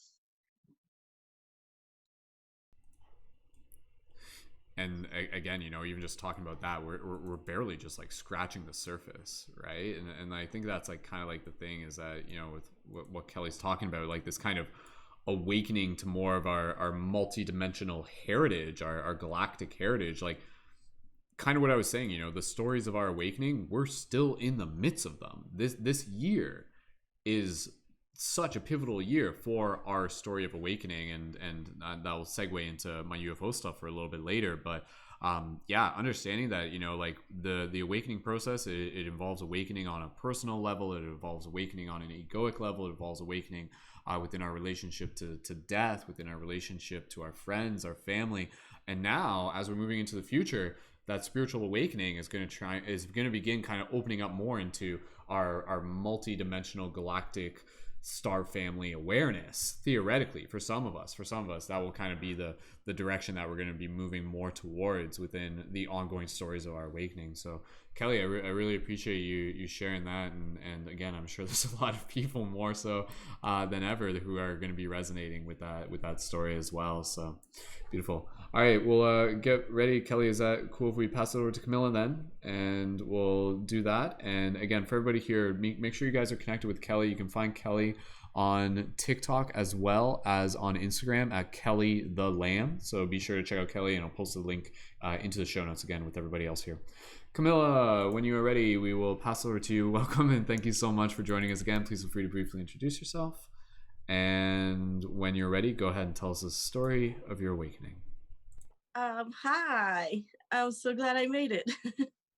So I'm Cami, or everybody calls me Cami. I'm from Colombia. I'm a photographer. I also paint and sing and dance and do other things. I'm kind of a all-around artist. And I do a lot of tarot readings from Osho, and that's basically what I do. So I've just been really listening to all your stories, and I'm like, you guys have been through so much. And so I haven't had a near-death experience or anything like that. I, however, have had like periods of my life where I have died and been reborn, like in a metaphorical way, um, especially involving like situations in which I had to step outside of my comfort zone. So that was that's mainly like my way of waking up, like just stepping outside of comfort zones has been the way to find my calling, what I'm here to do or what I'm supposed to do here. Um, Basically, I grew up a very rich girl in Colombia, which is kind of weird. Like it's a very small part of the population that has a lot of money down there, but then we went broke like 4 times. And so basically, I've been really, really high up at the society circle and really, really low. Um, and that kind of, I was always in a high school that a lot of rich girls went to. So going through those periods where I was very broke, I kind of started seeing how society was working, and like how this having money and not having money and all that stuff kind of started going into play. And I basically felt like, regardless of the money or not, I also felt like I was always like out of place, like I didn't belong anywhere. I always saw myself like like an outsider. um and I was always like in my little dream world, like I relate a lot to Kristen because I was always talking to fairies, and I was always like kind of doing my thing, and I did gymnastics, and so I didn't like socialize a lot when I was younger. I never had like a specific group of friends. Like I was always jumping from, from this to that. Like I could never find a place where I would really, really belong to. So I guess my whole life I've been going through a spiritual awakening, but I wasn't very aware of what was going on. Um, so I think that when I was a teenager, I started like dissociating, like having this episodes where I would just leave my body and I would go into my mom's womb, or I would go into like, I don't know, places where I felt secure when I was a child. And I like my physical like body would like curl up, or just like it would just be on auto mode basically, but I was completely gone. And a lot of my friends made a lot of fun of me, and they were just saying like that I was just trying to get attention, and that I was just very spoiled and lots of things. And like but it was a real medical condition. Like I really was dissociating things. Like I was going through a lot of, like, my parents had gotten divorced, and that was like a big deal for me when I was a teenager. Also not having like a support like space or of people, or like people who understood, was really hard, like because I couldn't talk about these things. And so um I guess my way of coping was just dissociating and just going to safe spaces where I would just feel safe. So this went on for a while. Like I had to not go to high school for a while because this was becoming very, recurrent. And then when I was 18 in my senior year, that got really, really bad. And I started seeing a psychiatrist that was like a Buddhist and like a Zen master, and he was cuckoo. Like his face and everything, he looked crazy, and his eyes were popping, and like he would smoke pot or like do things that were very out of the norm. But basically, I kind of started seeing that I had a purpose, because I was also very like, I had a lot of suicidal tendencies. And when I was in 18, one of the times that my parents went broke, that was one of the periods when they went broke. And so I was basically homeless, and I was jumping from house to house and like just finding people who would take me in. And it was just a really rough time. And this psychiatrist kind of helped me see a lot of things, like the way that things were happening for a reason in the time that they had to happen. And that kind of started shifting my perspective a little. um, I started kind of trying not to see myself as a victim, and more like stepping into like taking control of my situation, basically. um, so when I started doing this, like I started to not have the dissociations as often, and then eventually like I just kind of phased them out. um, then I went to college, all these things, and I got married, and I was very young. I was 24 years old, and I married a Romanian. So I definitely stepped outside of my comfort zone there. I moved to Romania for a few months. I it was very intense, and basically I just like this whole time I wasn't aware of like why things were happening the way they were happening. I wasn't aware of like if I was being awake or not. Like I just didn't. I knew that I was meant to do something, and I knew that there was something bigger, and that because I always fell out of place, and I kind of felt special, but I just I just didn't know. And when I married this dude, he kind of pushed me to a place where I felt really, really, really small and like totally abused emotionally. And I kind of lost all that like perspective that my psychiatrist had given me. Like I kind of lost everything again. Like I just felt like I was lost and I didn't know what to do. And for some reason, like this dude told me, hey, here's a map of Romania. You can do whatever you want. I had like 2 months left there, or a month or something. And I didn't have anywhere to go. Like he was basically kicking me out. And so a friend of mine, like I didn't consider it such a like a good friend. It was just somebody I knew there, offered to take me on a trip to the mountains, to the Carpathian Mountains. And so there was something inside of me just telling me, just go, go, get out of where you are. You're not supposed to be there.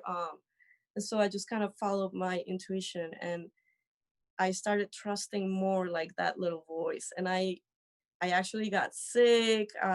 Well, it was like this whole adventure thing. But anyways, during that trip, I kind of found myself again, and I found that strength to not depend on anybody, like to feel good about myself or to just have a purpose. And after that, when I went back to Colombia, um, basically a lot of things happened. I got pregnant, I lost a baby.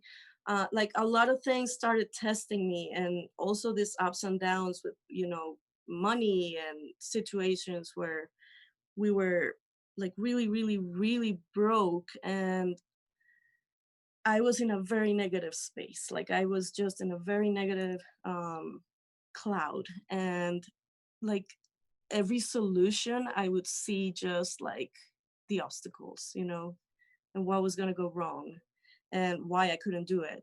And I kept like fueling and, like giving excuses for everything that,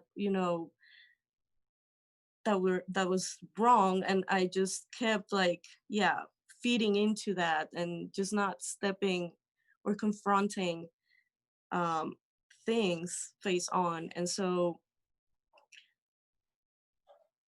I don't know, but something like I don't know, around 2010 or something, I don't remember. But after I lost the baby, we moved to an apartment. I moved in with my dad and my brother because we were all going through a very tough economical situation. And so my dad has always been a very, very spiritual person. He's always been very connected to source. Like he used to astral project and like appear in his girlfriend's mirrors and scare them. And he's been always really, really spiritual, and he's had amazing experiences, but I also thought that he was crazy. Like I never saw it like a, you know, something real. And in this period living with my dad, he was just meditating a lot and just connecting a lot. And he kept saying things that I just didn't understand. And I started like listening, and I don't know, something kind of shifted in me so we were in a very tough situation. We didn't even have money for toilet paper. So I had to ask my best friend to help us with some groceries and toilet paper and things because we were just basically starving. So her and some other friends that I just didn't consider that close, they made this huge grocery shopping for us, and I just couldn't like believe like how in the middle of all that shit that was going on, like these angels had come to basically save us. And that day I just started thanking everything. Like I just basically, something in me like said, hey, you need to start focusing on what you actually have instead of focusing on what you lack and what's going wrong. And like you need to stop making excuses because you're a capable being and you can get out of this shit. You know, you can move forward and get out of this. And I just like, I would go to bed and I really like, I would thank my mattress. And like, this was an apartment that was furnished, like furnished or yeah, like the all the furniture was rented and everything. But I would like thank my mattress and my blankets, and I would thank the food that we had and everything. Like I just started like thanking and thanking and thanking and thanking everything, and things just started changing like magic. Like it was incredible. And I started meeting people that was so positive and so beautiful, and just like everything started to change once I kind of shifted my mindset. And also my dad had a huge part in that. And like seeing him like just go through, he broke his this bone, the clavicle, is that it? And the shoulder. And we didn't have medical insurance. He had to heal himself. And I watched this person heal himself, like really like do the physical therapy on himself and meditation and all these things. He didn't even have a mattress. He was sleeping on a foam thing. And like his strength gave me the strength, you know, to, I was like, hey, you have your health, like you're young. He's like much older than you. If he can do it, like, dude, you can do anything. And my mom as well, like she had to come to the United States to find a better life for us, because with all like going broke and all those things, and we were in college back then, and when I was 18 and all that stuff. And so she also had to start like with a $600 salary a month. And she would send us $300. I don't know how she survived. Like seriously, on a $300. I just like my parents were so freaking strong and perseverant and just like warriors. Like they're just such beings of they just kept on going and going and going, and I just kept thinking, hey, you're so like you're complaining about this stupid things, like, well, not stupid, but you're whole and you can do things and you have a brain and you have talents and you can do stuff. So basically that the whole thing was like a spiritual awakening, like all these situations and like shifting my brain. And the real like spiritual awakening happened in May this year, actually. I just it was kind of silly. It kind of happened because of TikTok, which is kind of funny. And that's where I found Brendon and actually most of you guys. And so I don't know, I started receiving a lot of on the FYP wall, I would just start seeing a lot of people talking about spiritual awakenings and the start seats and all these things that I had no idea about. And I was like, what is all of this? And so I just kind of started getting into it and started researching. And I started getting a lot of messages like from tarot readers. And it was just like they were reading stuff to me. And I was like, okay, I'm going to follow, whatever they're telling me to do. And so a lot of those included meditating. And I never gave it a shot, even though my dad used to do it like every single day. And I was like, okay, I'll give it a shot. And like at the end of May, I had a weekend where it was just insane. Like the synchronicities, everything was just so freaking overwhelming. And I asked the spirit or source or whatever it was, I was, hey, if you're here and if you're real and if you're really like doing this, like I want to see like a sign. And it was really, really cloudy. It was definitely like no sunshine at all. And I was doing a TikTok video after meditating. And actually I started doing the Ho'oponopono and the chakra alignment meditation. And I was doing that every day.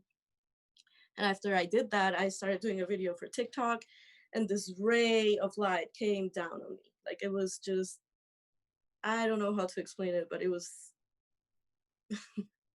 it was just like a revelation to me. And I would move the phone and the ray was just still on me and it was just not moving. And I started crying. Like I couldn't, I can't explain it, but it was really magical. And basically after that, this is another thing, like I smoked pot for like 20 years. I was always wanted to be numb and like out of my body. And I was also asking a lot for something to help me get over the smoking. Like I didn't want to be in this lethargic state anymore. And after that experience, like my MO was to meditate, drink coffee, and go smoke, And so I was on my way to smoking and I got my pipe and I was like, ugh. Like I couldn't stand the smell. Like my body kind of just rejected it. I felt like I literally like quantum leaped. Like my body shifted its energy. Like it was really spiritual. Like it was really yeah. I don't know how to describe it, but a lot of things in me after that changed. Like my diet, my body was just asking me for different things, like healthier things. I started doing yoga every day. I started like, not because I put my, I had an agenda or I had like a purpose or something, like just my body on its own started to ask for these things. And yeah, basically that's been like my journey. There's a lot of stories that I could tell you about, like stepping outside my comfort zone. Like moving to the States was another huge one of those in 2014. Um, and so I also had like kind of a spiritual awakening back then. But yeah, I mean, every time I kind of do stuff that is like challenging and scary and basically, yeah, outside of my comfort zone, things like magical things happen. And I don't think I would have been able to, you know, do all these things or get to where I am right now if I hadn't gone through all of it. And so giving thanks for all of it, like the good, the bad, the ugly, the everything is has been a huge, huge thing as well. And yeah, that's it. Thank you, Camila, so much for sharing, and you're an excellent storyteller, by the way. Just being able to listen to you. Oh yeah, of course, and the comments in the chat there, just expressing gratitude as well. I can't So see the comments. yes, I'm on my yeah, phone, so I can see them.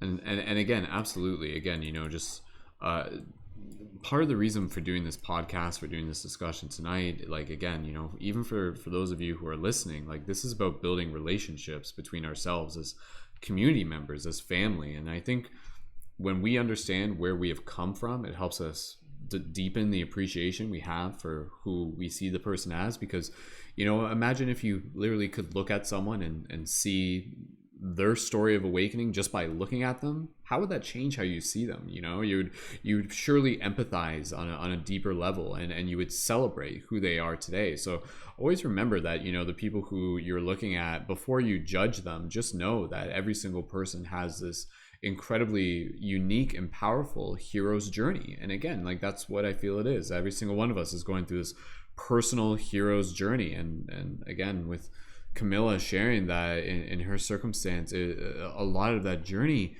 the catalyst was so based on like the physical relationship, the material reality. And then for other experiences, it's going to be something where it's going to be like, oh well, I was talking to spirits, or I was having dreams. So you can just see all these different angles that it can come in from. And undeniably, I think what it does is that it leads us to being able to see the resilience of the human spirit. And I think just being able to see ourselves show up in those moments is definitely a big part of the awakening. Because again, that's the expansion of the seed. And once you see that inside of you, no one can take that away from you. Like it's there, even though it will be challenged. The universe will be like, oh, do you think you're still that? And be like, oh, like I know I'm still that, and let me prove it to you. And well, usually the universe will do this to us time and time again, not just because it's a pain in the ass, but because it's trying to be the fire under our butt to keep us ignited and to keep us going. So shout out to the universe for doing a good job and helping us become the best versions of ourselves. That's ultimately what the spiritual awakening, what the journey of the spiritual awakening is about. It's about leading us towards our golden self, our higher elf, our purpose, our destiny, our service. And here we are today. And again, it doesn't mean that there won't still be challenges, but now I think as many of us have been humbled by the experiences of our past, it changes the attitude that we show up with moving into the future. And I love just being able to listen to Camila's story again, because I think it serves as a valuable reminder for all of us relative to the concept of gratitude. And again, and this was even related in the other stories as well, even in Kelly's story, just when you don't have the things that are often considered to just be like basic, it suddenly changes your perception of just like what it means to be able to have anything at all. And so I think for all of us, whether or not we've had that direct experience, we can still learn from the wisdom that we have gained through our individual unique experiences. And that's kind of where I see it, is like, even just by us sharing this story, it's like literally all of us are kind of like bringing the wisdom of our spiritual awakenings together, right? And so it's like by listening to that person, by listening to this person, we kind of begin to integrate it within ourselves. And that's a very, very beautiful thing to just kind of witness. It's like unfolding of a psychedelic mandala that we refer to as community, collective growth. So we'll create a little bit of moment here. We've gone a little bit past the original duration intended for this podcast, which is totally cool, but we'll get close to wrapping it up. And anybody who has any quick comments or replies to Camila, even just gratitude, please feel free to let me know, and we can get in a quick question for Camila. So does anybody have any questions or any just expression of gratitude? Please feel free to communicate that. And again, there's lots of gratitude in the chat. And yeah, and Camila, I definitely echoing I know there's some chat in the comments. People are literally just like, there's like, yes, like this last few months like has changed my life. And TikTok has changed my life. TikTok has been the catalyst for my spiritual awakening. Like, thank you to the angels that invented TikTok or something like that. But it's amazing, right? Like the universe is accelerating in such a way that now more than ever, you know, these spiritual awakenings are happening faster and faster and faster. And this is kind of the journey that even years ago, you know, I was observing the patterns and I knew this was happening.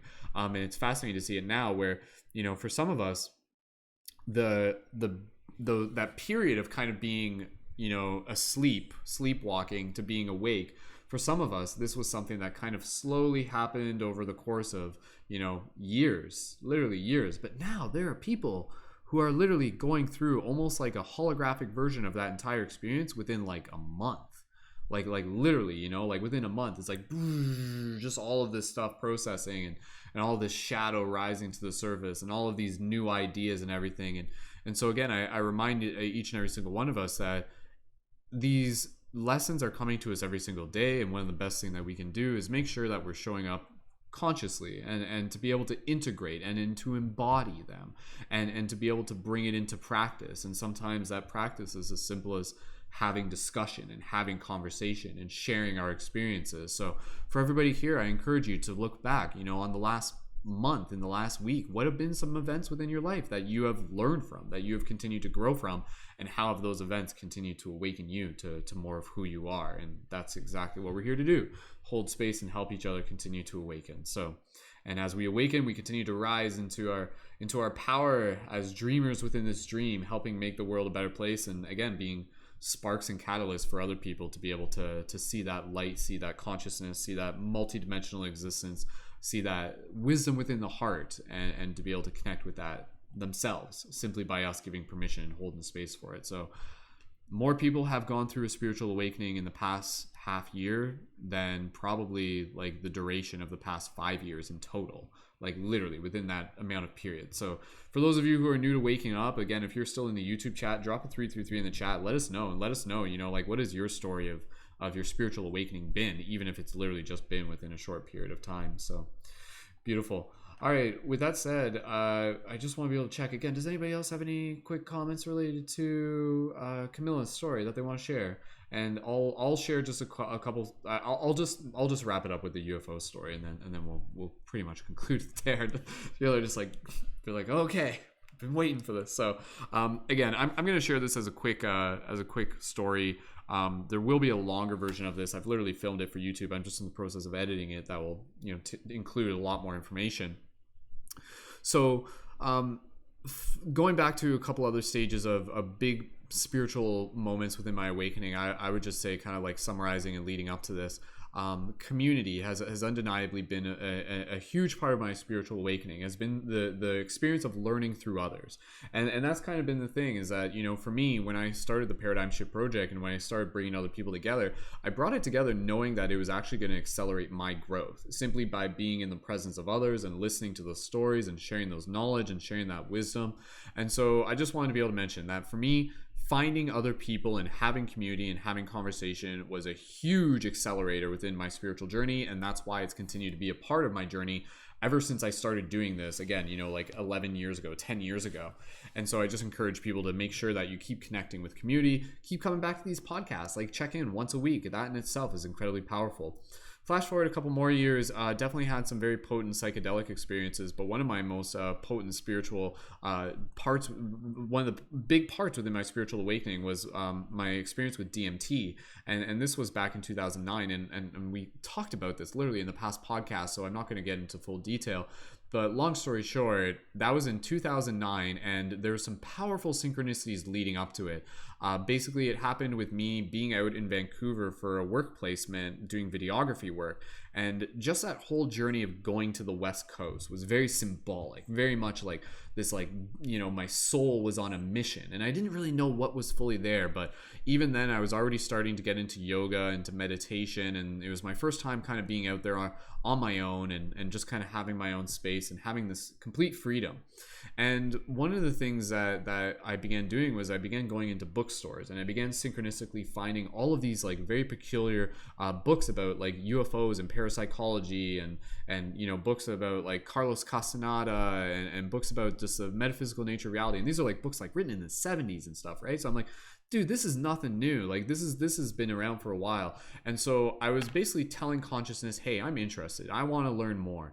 And for me, the big part within my spiritual awakening was actually when I started to become very aware of synchronicity to the point where it was undeniable. And one of the ways that this happened was as a result of me kind of putting out this intention to say like, okay, I would love to meet more people. And I had a couple friends back home, but you know, we were chatting online, but no one really in person. And then lo and behold, I was sitting on a bench one day down by Kip Solano Beach in British Columbia, and I was sitting there, and literally, like, as I was sitting there, I was writing in my journal. And at this point, I was like really becoming self-aware of trees. I was looking at trees, and I couldn't help but notice the psychedelic nature of them. This idea of, again, kind of what I was saying earlier. It's like, oh, like that tree's like a map of the universe. It's like a map of reality. If I can understand this tree, I think I can understand the universe. Like that was literally my perception of it, and it's proven to be true to some degree.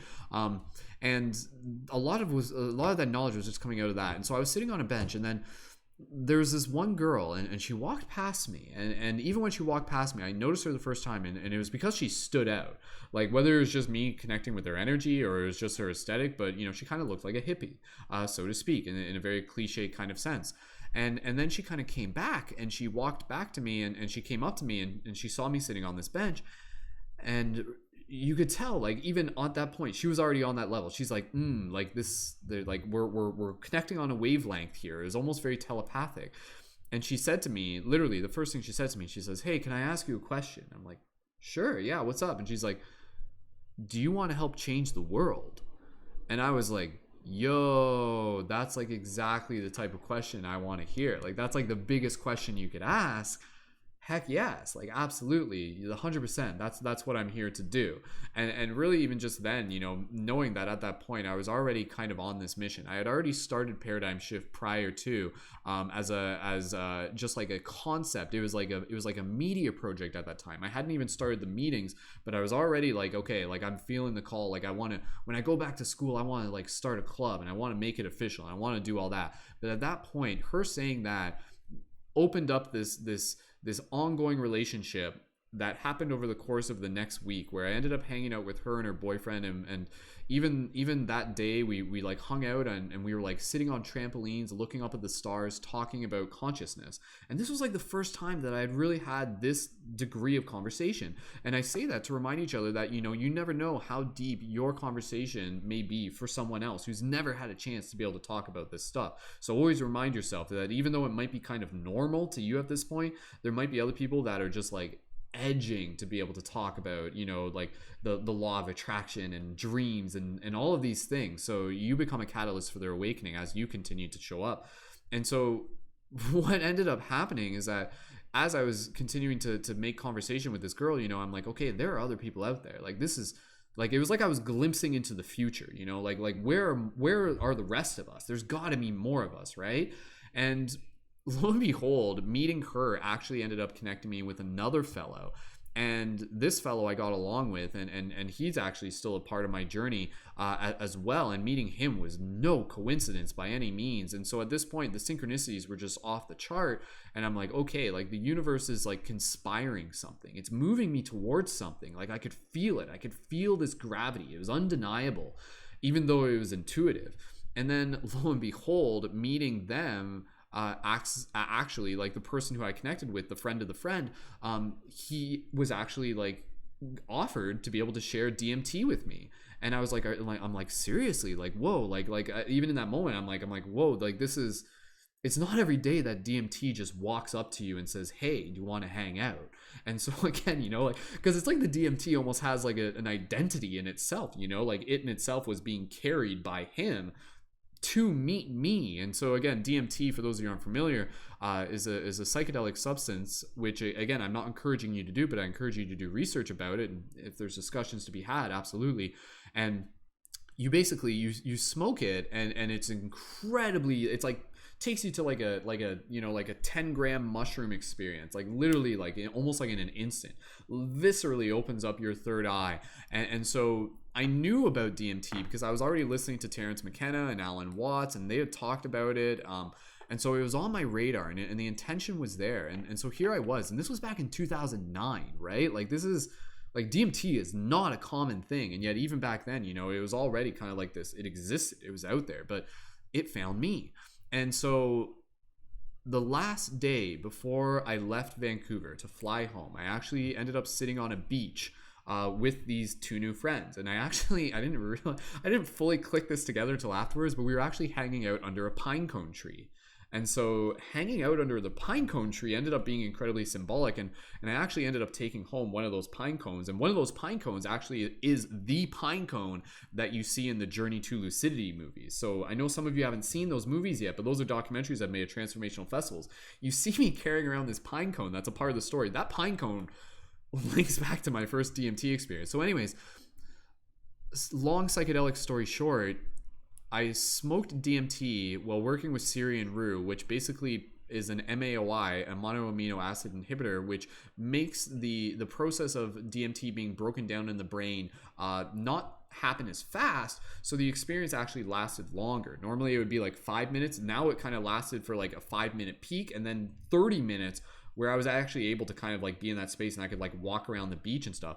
But long story short, when I had the experience, the sun was rising, and that whole experience, the basic way I can explain it was like seeing the code of the Matrix. I was literally seeing reality, but reality in a vision that was like seeing it for what it was. And what it was, I saw it as like literally like infinite golden sacred geometry unfolding upon itself. To this day, that's one of the best ways that I could describe it. And again, I use the metaphor code of the Matrix, and going back to what I said right at the beginning, where I said, you know, the Matrix was something that inspired me in my spiritual awakening. And flash forward, and I was living it. I was literally like in this thing where I'm like, holy, like, what are we in? Like, what is this reality? And it instantly just kind of awoke me to this idea that this reality was clearly not just what we thought it was. It's not just this physical thing. It's not just this like super still and static thing.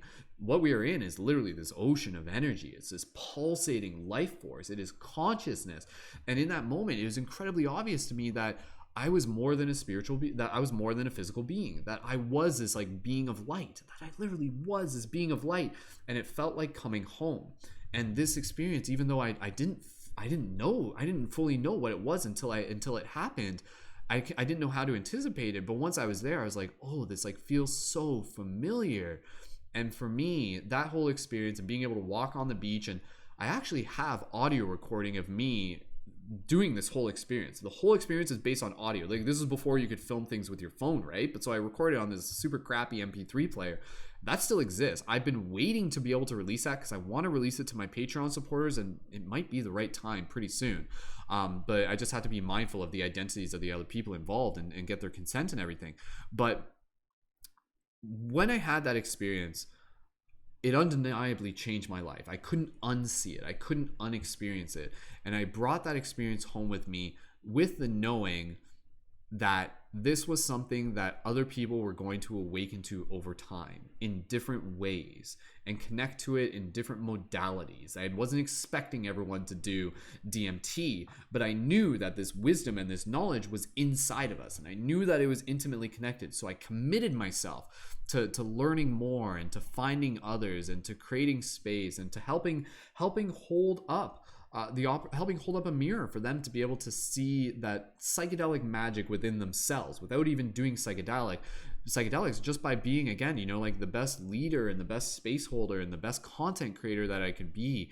And you know, flash forward, years later, and here we are. You know, how many more people have had experiences with psychedelics? How many more people have had experiences within astral dimensions and within dreams and NDEs and UFO contact and all of these things? And it's all incredibly related. And so for me, that DMT experience for me still continues to be a huge catalyst on my awakening, because it took me from being able to just read something in a book that talked about samadhi and talked about nirvana and talked about spiritual enlightenment and talked about these higher states of consciousness, that again, and even then, yes, I had had dreams, and I had had lucid dreams, but nothing quite to that vivid extent. And even my psychedelic experiences weren't quite to that extent yet. And it showed me something that was incredibly sacred and something that I knew was always present. And that inspired me, and that propelled me. It was like rocket fuel to my mission, and it continues to fuel me today. And in the same way, I know that for a lot of people, you know, a lot of people, they come back from any sort of sacred experience and they're just like, whoa, like this is, how do I share this? How do I help others receive and take part in this gift that I've just experienced? So that was a big part of my spiritual experience, and I apologize, I didn't really even fully plan to get into that story, but once I got going, the story's like, oh, okay, like I'm coming through, so the story came through. But flash forward a few years later, and you know, I worked with psychedelics. I did 5 grams of mushrooms. That led me to the point where, since I had more time to sit in it, it became incredibly obvious to me the dreamlike nature of this reality. And that was like another level where, even though I knew that, it was just so incredibly obvious. I'm like, yo, I'm pretty sure what we're in right now is like another version of the dream space. That doesn't make it any less like meaningful. It actually adds another layer of texture, another layer of magic and mystery. And that's where I think for a lot of people, as we move into the spiritual awakening, you know, a lot of people are starting to understand. They're just like, oh my God, like, is this reality a hologram? Is this reality a simulation? Is nothing real? For me, even back before the DMT experience happened, I was already in the mindset of understanding that everything is equally unreal. Is one of the ways that Carlos Castaneda put it, that really resonated with me. And when you understand this, you understand that it's about the experience, and real is a very relative thing. When you are in a dream, that is real. When you're in a psychedelic experience, that is real. When you are walking around, that is real, because you're experiencing it and because it's helping your soul grow. So that really kind of opened me up, and again, opened me up to this narrative, and the narrative that came through. Even I mentioned before with my when I went to transformational festivals, when I went to the lucidity festivals, if you guys literally want to see like a reflection of the journey of my spiritual awakening, go watch the Journey to Lucidity movies. They're on my channel. You can literally see my journey through this and the version of a character that's me. That is the story of the dreamer awakening.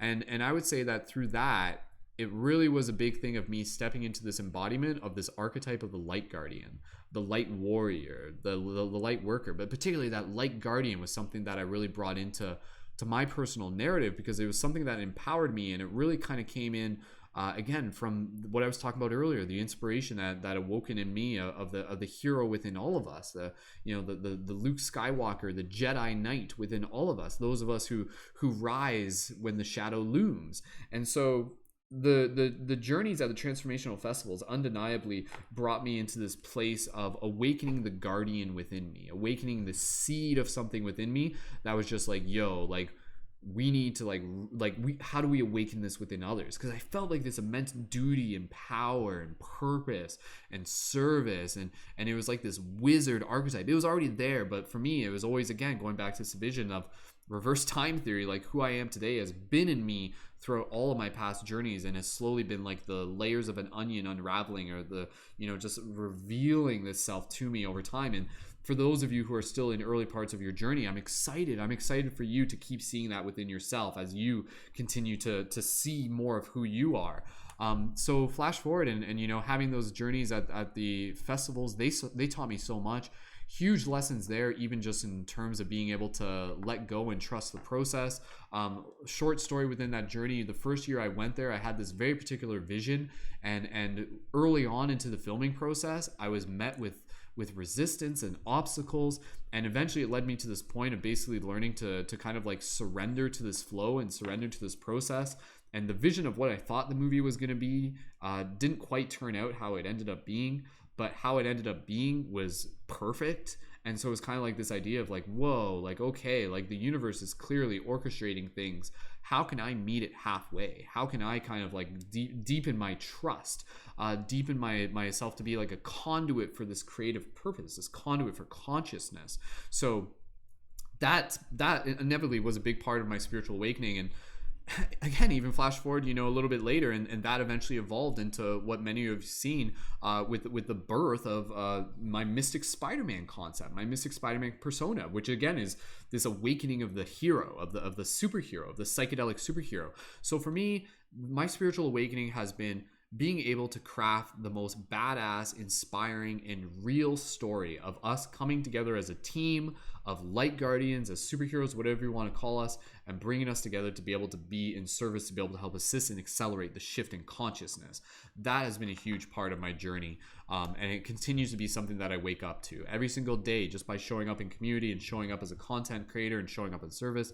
I awaken to more of myself each and every single day. So really feeling that journey, especially within these last 6 months. I know for myself and for others, these last 6 months have really kind of refined us into another level of who we are here to be. And again, just growing as light guardians, or whatever concept, whatever term you want to be able to see yourself as, that inspires and empowers you. So I'll just get into the UFO experience, and then we'll wrap it up, because I know people are starting to head out here. So the UFO experience, I had one of those back when I was in 2011, and that was a big part of my spiritual awakening. That was just like a triangle craft that decloaked over top of me.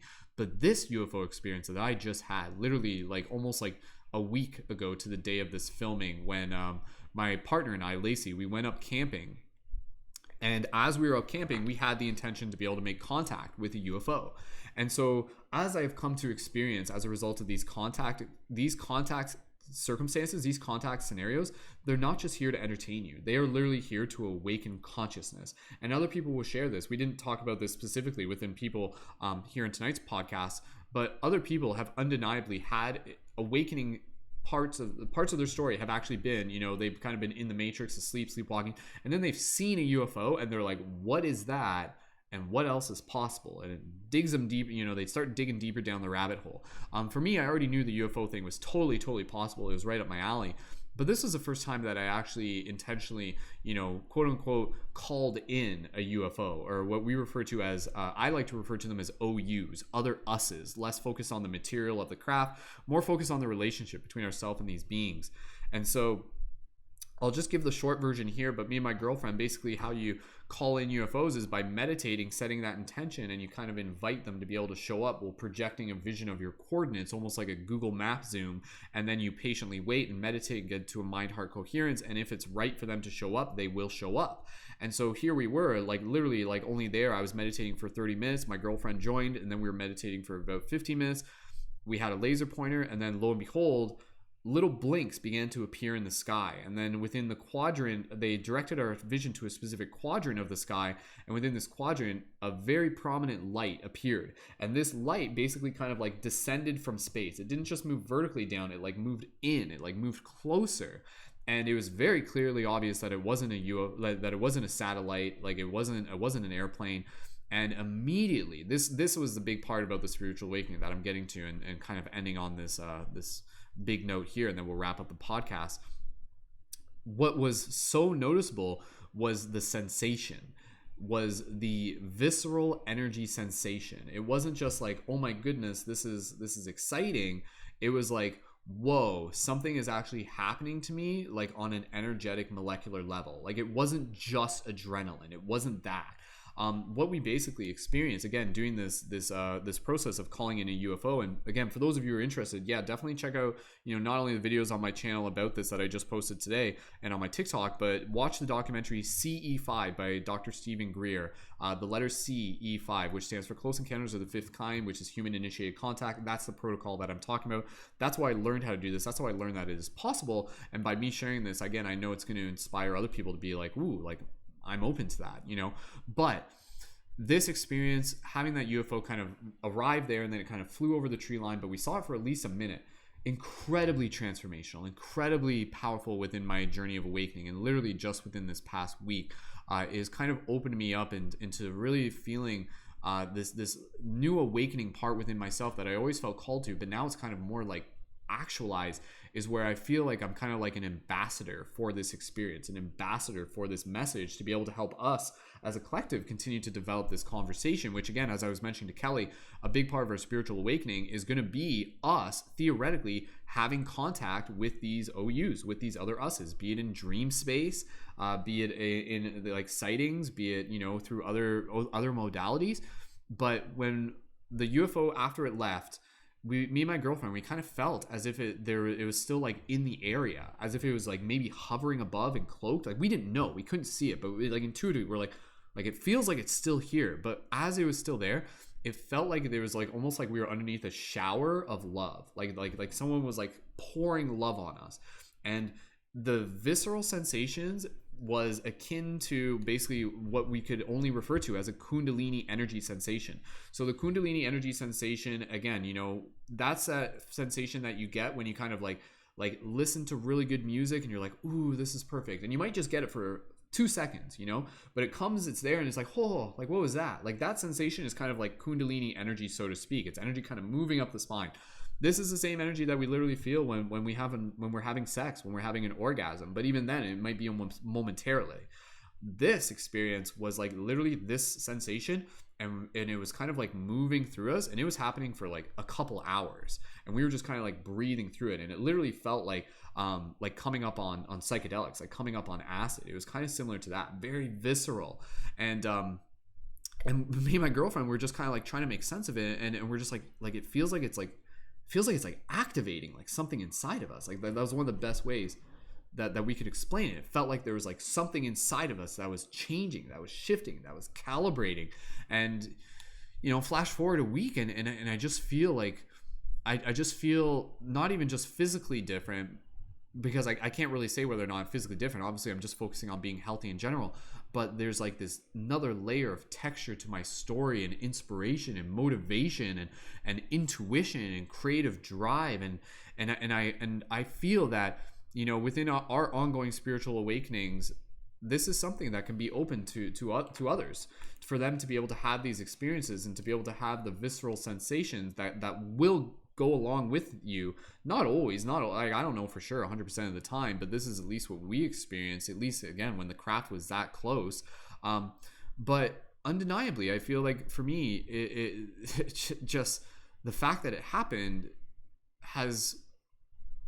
it's still something that I'm digesting, that I'm unpacking. But it was so visceral, it was so real, and undeniably it has been a catalyst within my journey of spiritual awakening, because again, you know, our awakenings are a result of direct experience, and it's not always just going to be something that you read in a book, but it's going to be something that you experience, something that is emotionally like in the presence of your space, that brings you into a new, it's a memory that is created, is an experience that is lived, that is learned, that is earned.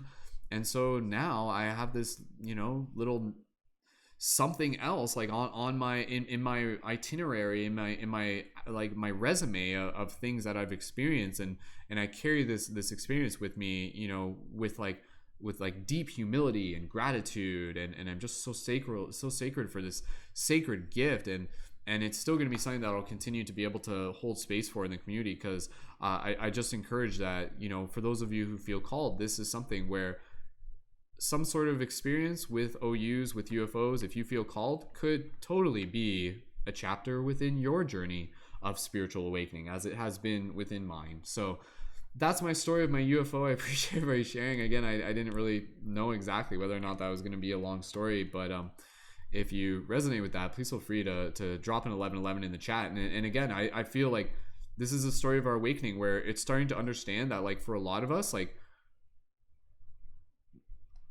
this is kind of the crazy thing, and this is a big part of the awakening, is developing this relationship with the OUs, where we actually begin to feel like we're very much on the same team as them, almost as if we are them that is chosen to be here.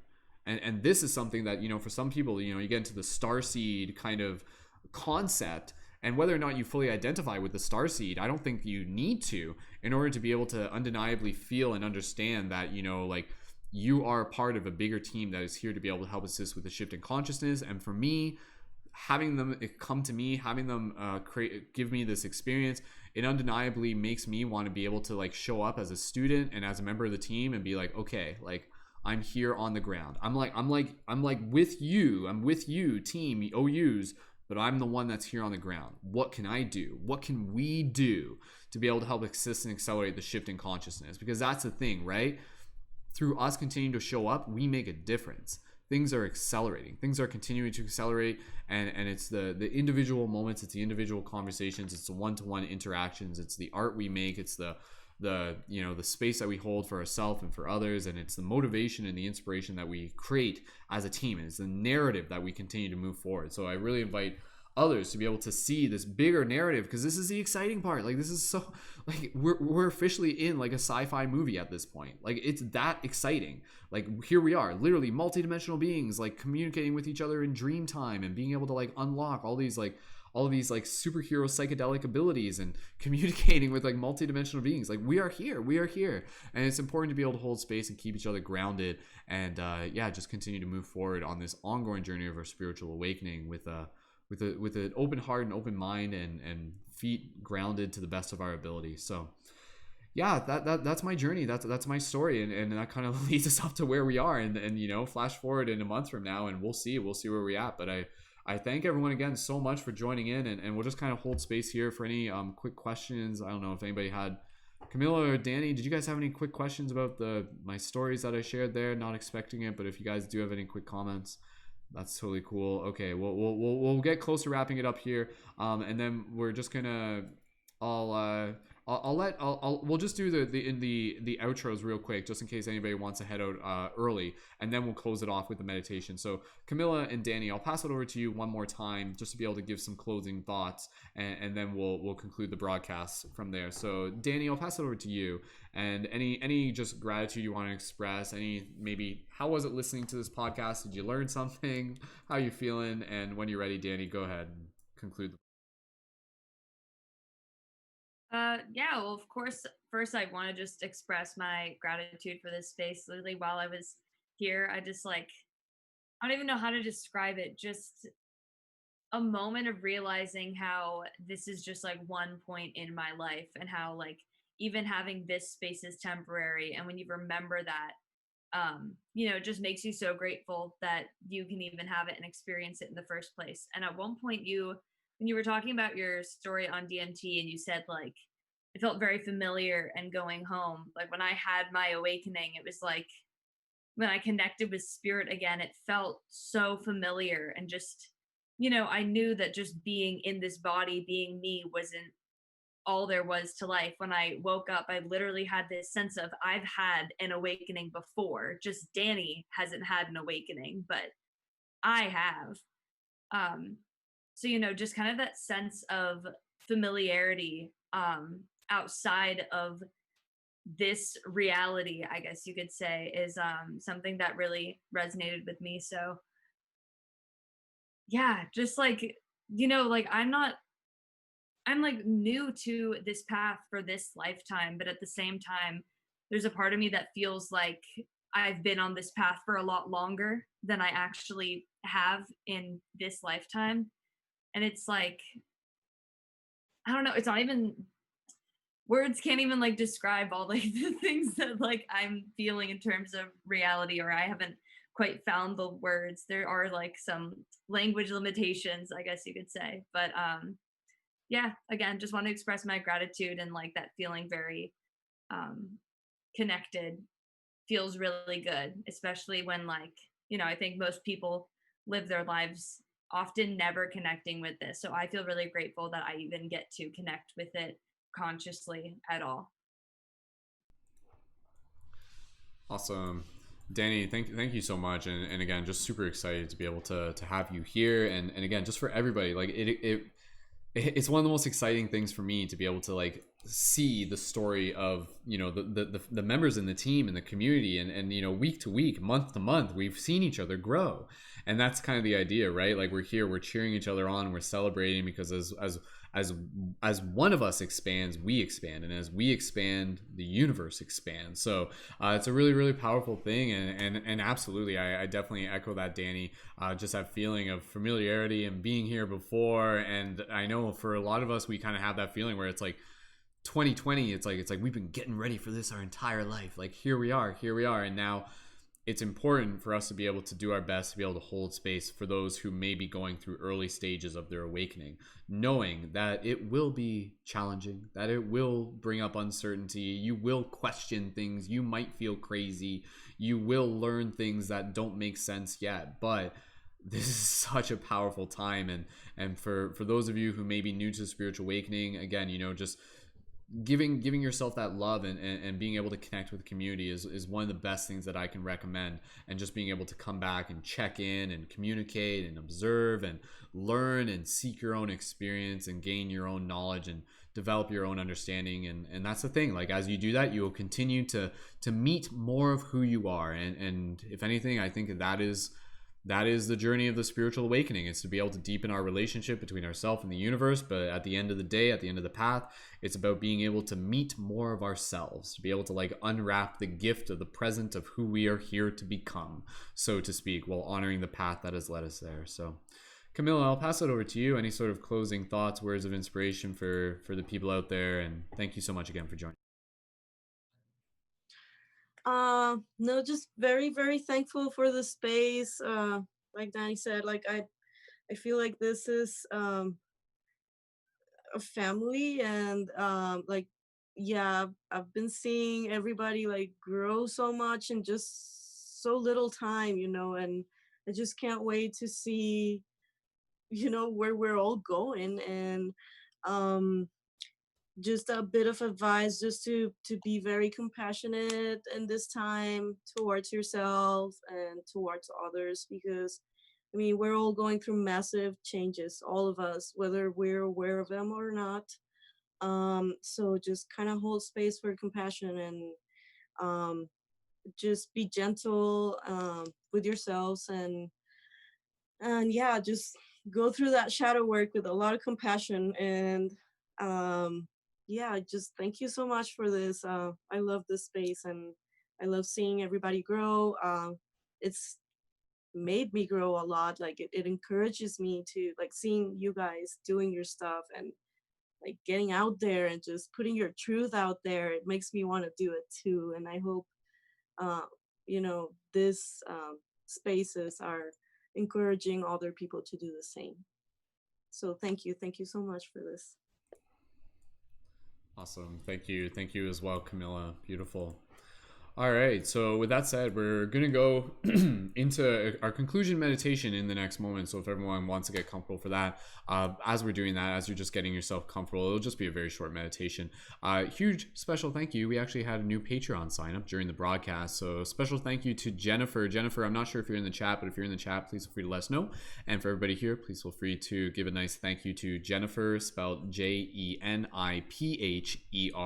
And also shout out to Silomon, who actually ordered a Lemurian Light Guardian crystal during the broadcast. So Silomon, thank you so much for your support there. And Silomon's actually got their own new items that you can check out, and links for that are on Silomon's stuff as well as in the team chat as well. And reminder, if you enjoy this podcast, be sure to come back again. We got them live Thursdays at 8 p.m. Eastern Standard Time. The podcast titles, like the topics, are usually released on Mondays, so I'm not going to say what next week's is just yet. But we do have some other events happening very soon within the community, including our regular Friday team meditation, which happens at 10 a.m. Eastern Standard Time. I'll be facilitating the Friday version here on my YouTube channel. Monday to Friday, we do have other members in the community also facilitating meditations. I'll be doing the one on Monday again. And then we have Wednesday, Thursday, Friday facilitated by other leading members. So make sure you guys are connected to the team chat so that you can join in with those team meditations. Those are usually around 10 a.m. Eastern Standard Time. There is I gotta spend some time meditating on this. There is the potential for us to be able to do like another special full moon meditation. It takes a lot to work to be able to coordinate those, and I feel a lot of us have had a lot on our plate right now. So if I can get a few things done, and if I feel like the energy is there, stay tuned for news about another special global meditation. It may be a smaller one, and if anything, it will probably be Monday evening opposed to Sunday evening. But the full moon is this Sunday, so a huge thank you to to everyone again for being able to just hold space in this community and keep an eye open for that. So make sure that you're subscribed, like this video, and yeah, be sure to check out the links to be able to connect to our team chat, the Patreon, the item shop, and as well as the links to the other creators featured on this podcast as well. So with that said, we're going to get right into our closing meditation. So I just invite everybody here to be able to get themselves comfortable, and we're just going to go back to our visualization of sitting in that sacred room, that sacred space as family, as a tribe. So all right, so for everybody here, just allow yourself to find a nice comfortable posture, position, and as you are in this space, just straighten your spine, open up your chest, relax your shoulders, relax your face. Begin connecting with your breath as you listen to my voice. Soft, gentle inhales and soft, gentle exhales. Continuing to breathe here. If you want to put your hand on your chest, your hand over your heart, going back to that visualization of seeing all of us sitting in this sacred circle and just acknowledging the journey that we've been on that have led us to this point, the journey that has been this conversation in itself. And as you look around this circle, just look at every single person and just say within your heart, like, I see you. Like, I really do see you. Like, I see your story.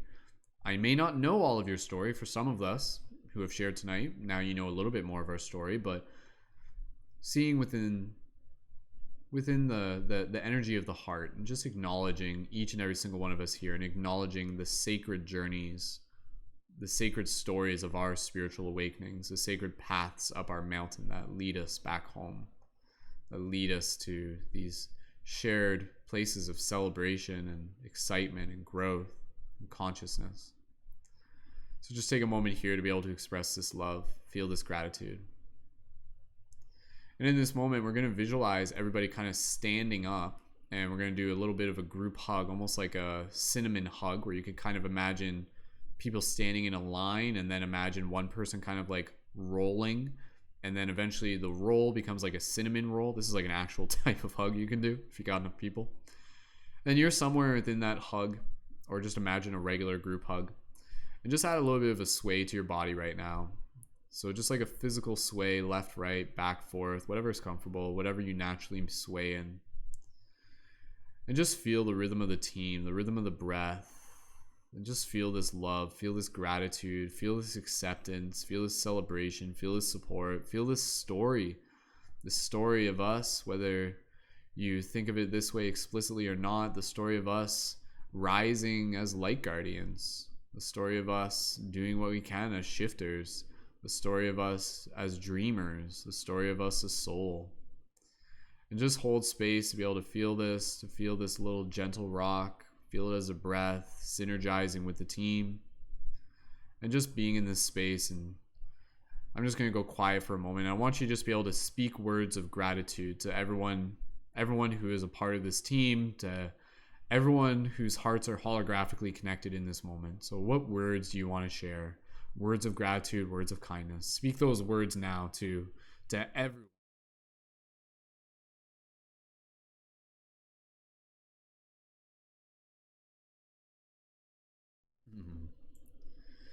And just taking a moment here, you can continue to speak more words as you feel called, and just being able to hear what words do you receive in this moment? Words of inspiration from the team. Go ahead.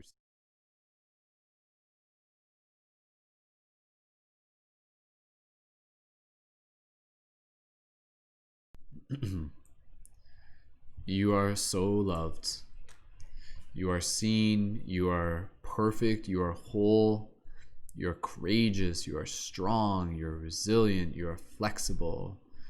You are intelligent. You are kind. You are compassionate. You are so much and everything more. So just take a moment here as we begin to conclude this meditation, bringing a close to the ceremony, yet carrying this vibration, carrying this inspiration with us beyond this podcast into our everyday lives, carrying this shift with us. Gently imagine the group hug slowly just kind of coming apart, And then just taking a moment here, you can go and give some individual hugs to all the amazing members of the team. Just energetically being able to connect with them, feeling those hugs, even giving yourself a physical hug in this moment. So for everybody here, go ahead, give yourself a nice big physical hug. Just be like, yeah, I'm so glad you showed up. I'm so grateful you showed up. Literally just by you joining in for these conversations, it has fueled your spiritual battery as we continue to move through the future with this collective inspiration. So gently release that hug, keeping this vibration within your heart, keeping this gratitude, taking a picture of this space within your mind, knowing that you can return to it at any moment. And gently, when you are ready, slowly bring awareness back to your physical body as you wiggle your toes, wiggle your fingers, and gently open your eyes and return your awareness to the space around you.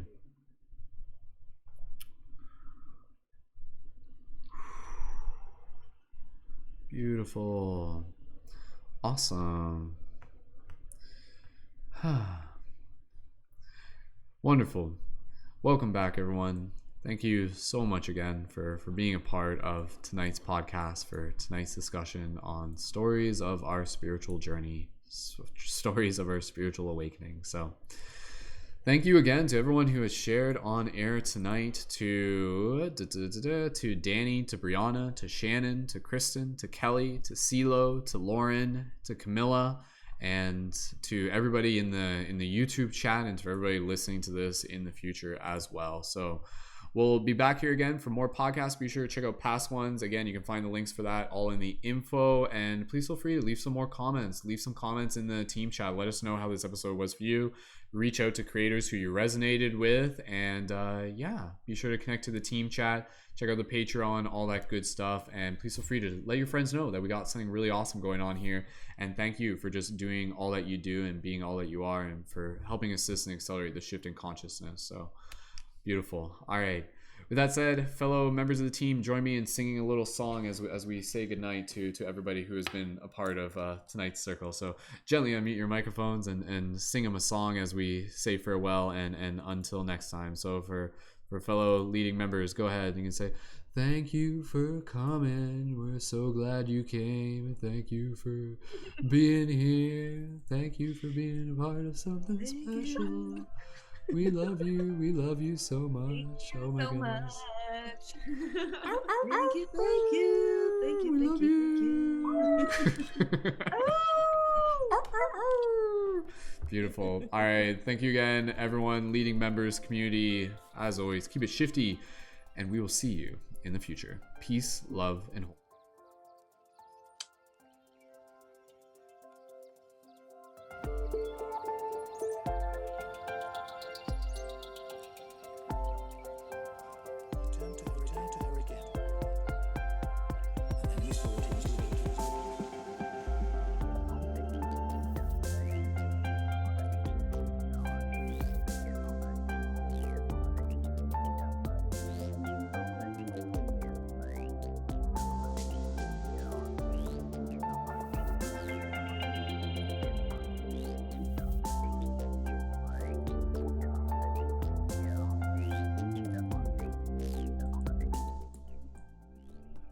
Special thank you to Dani Leonardo, whose music is featured at the beginning and end of the podcast. Be sure to check out more of Dani's work in the YouTube info link below. Thank you, Dani.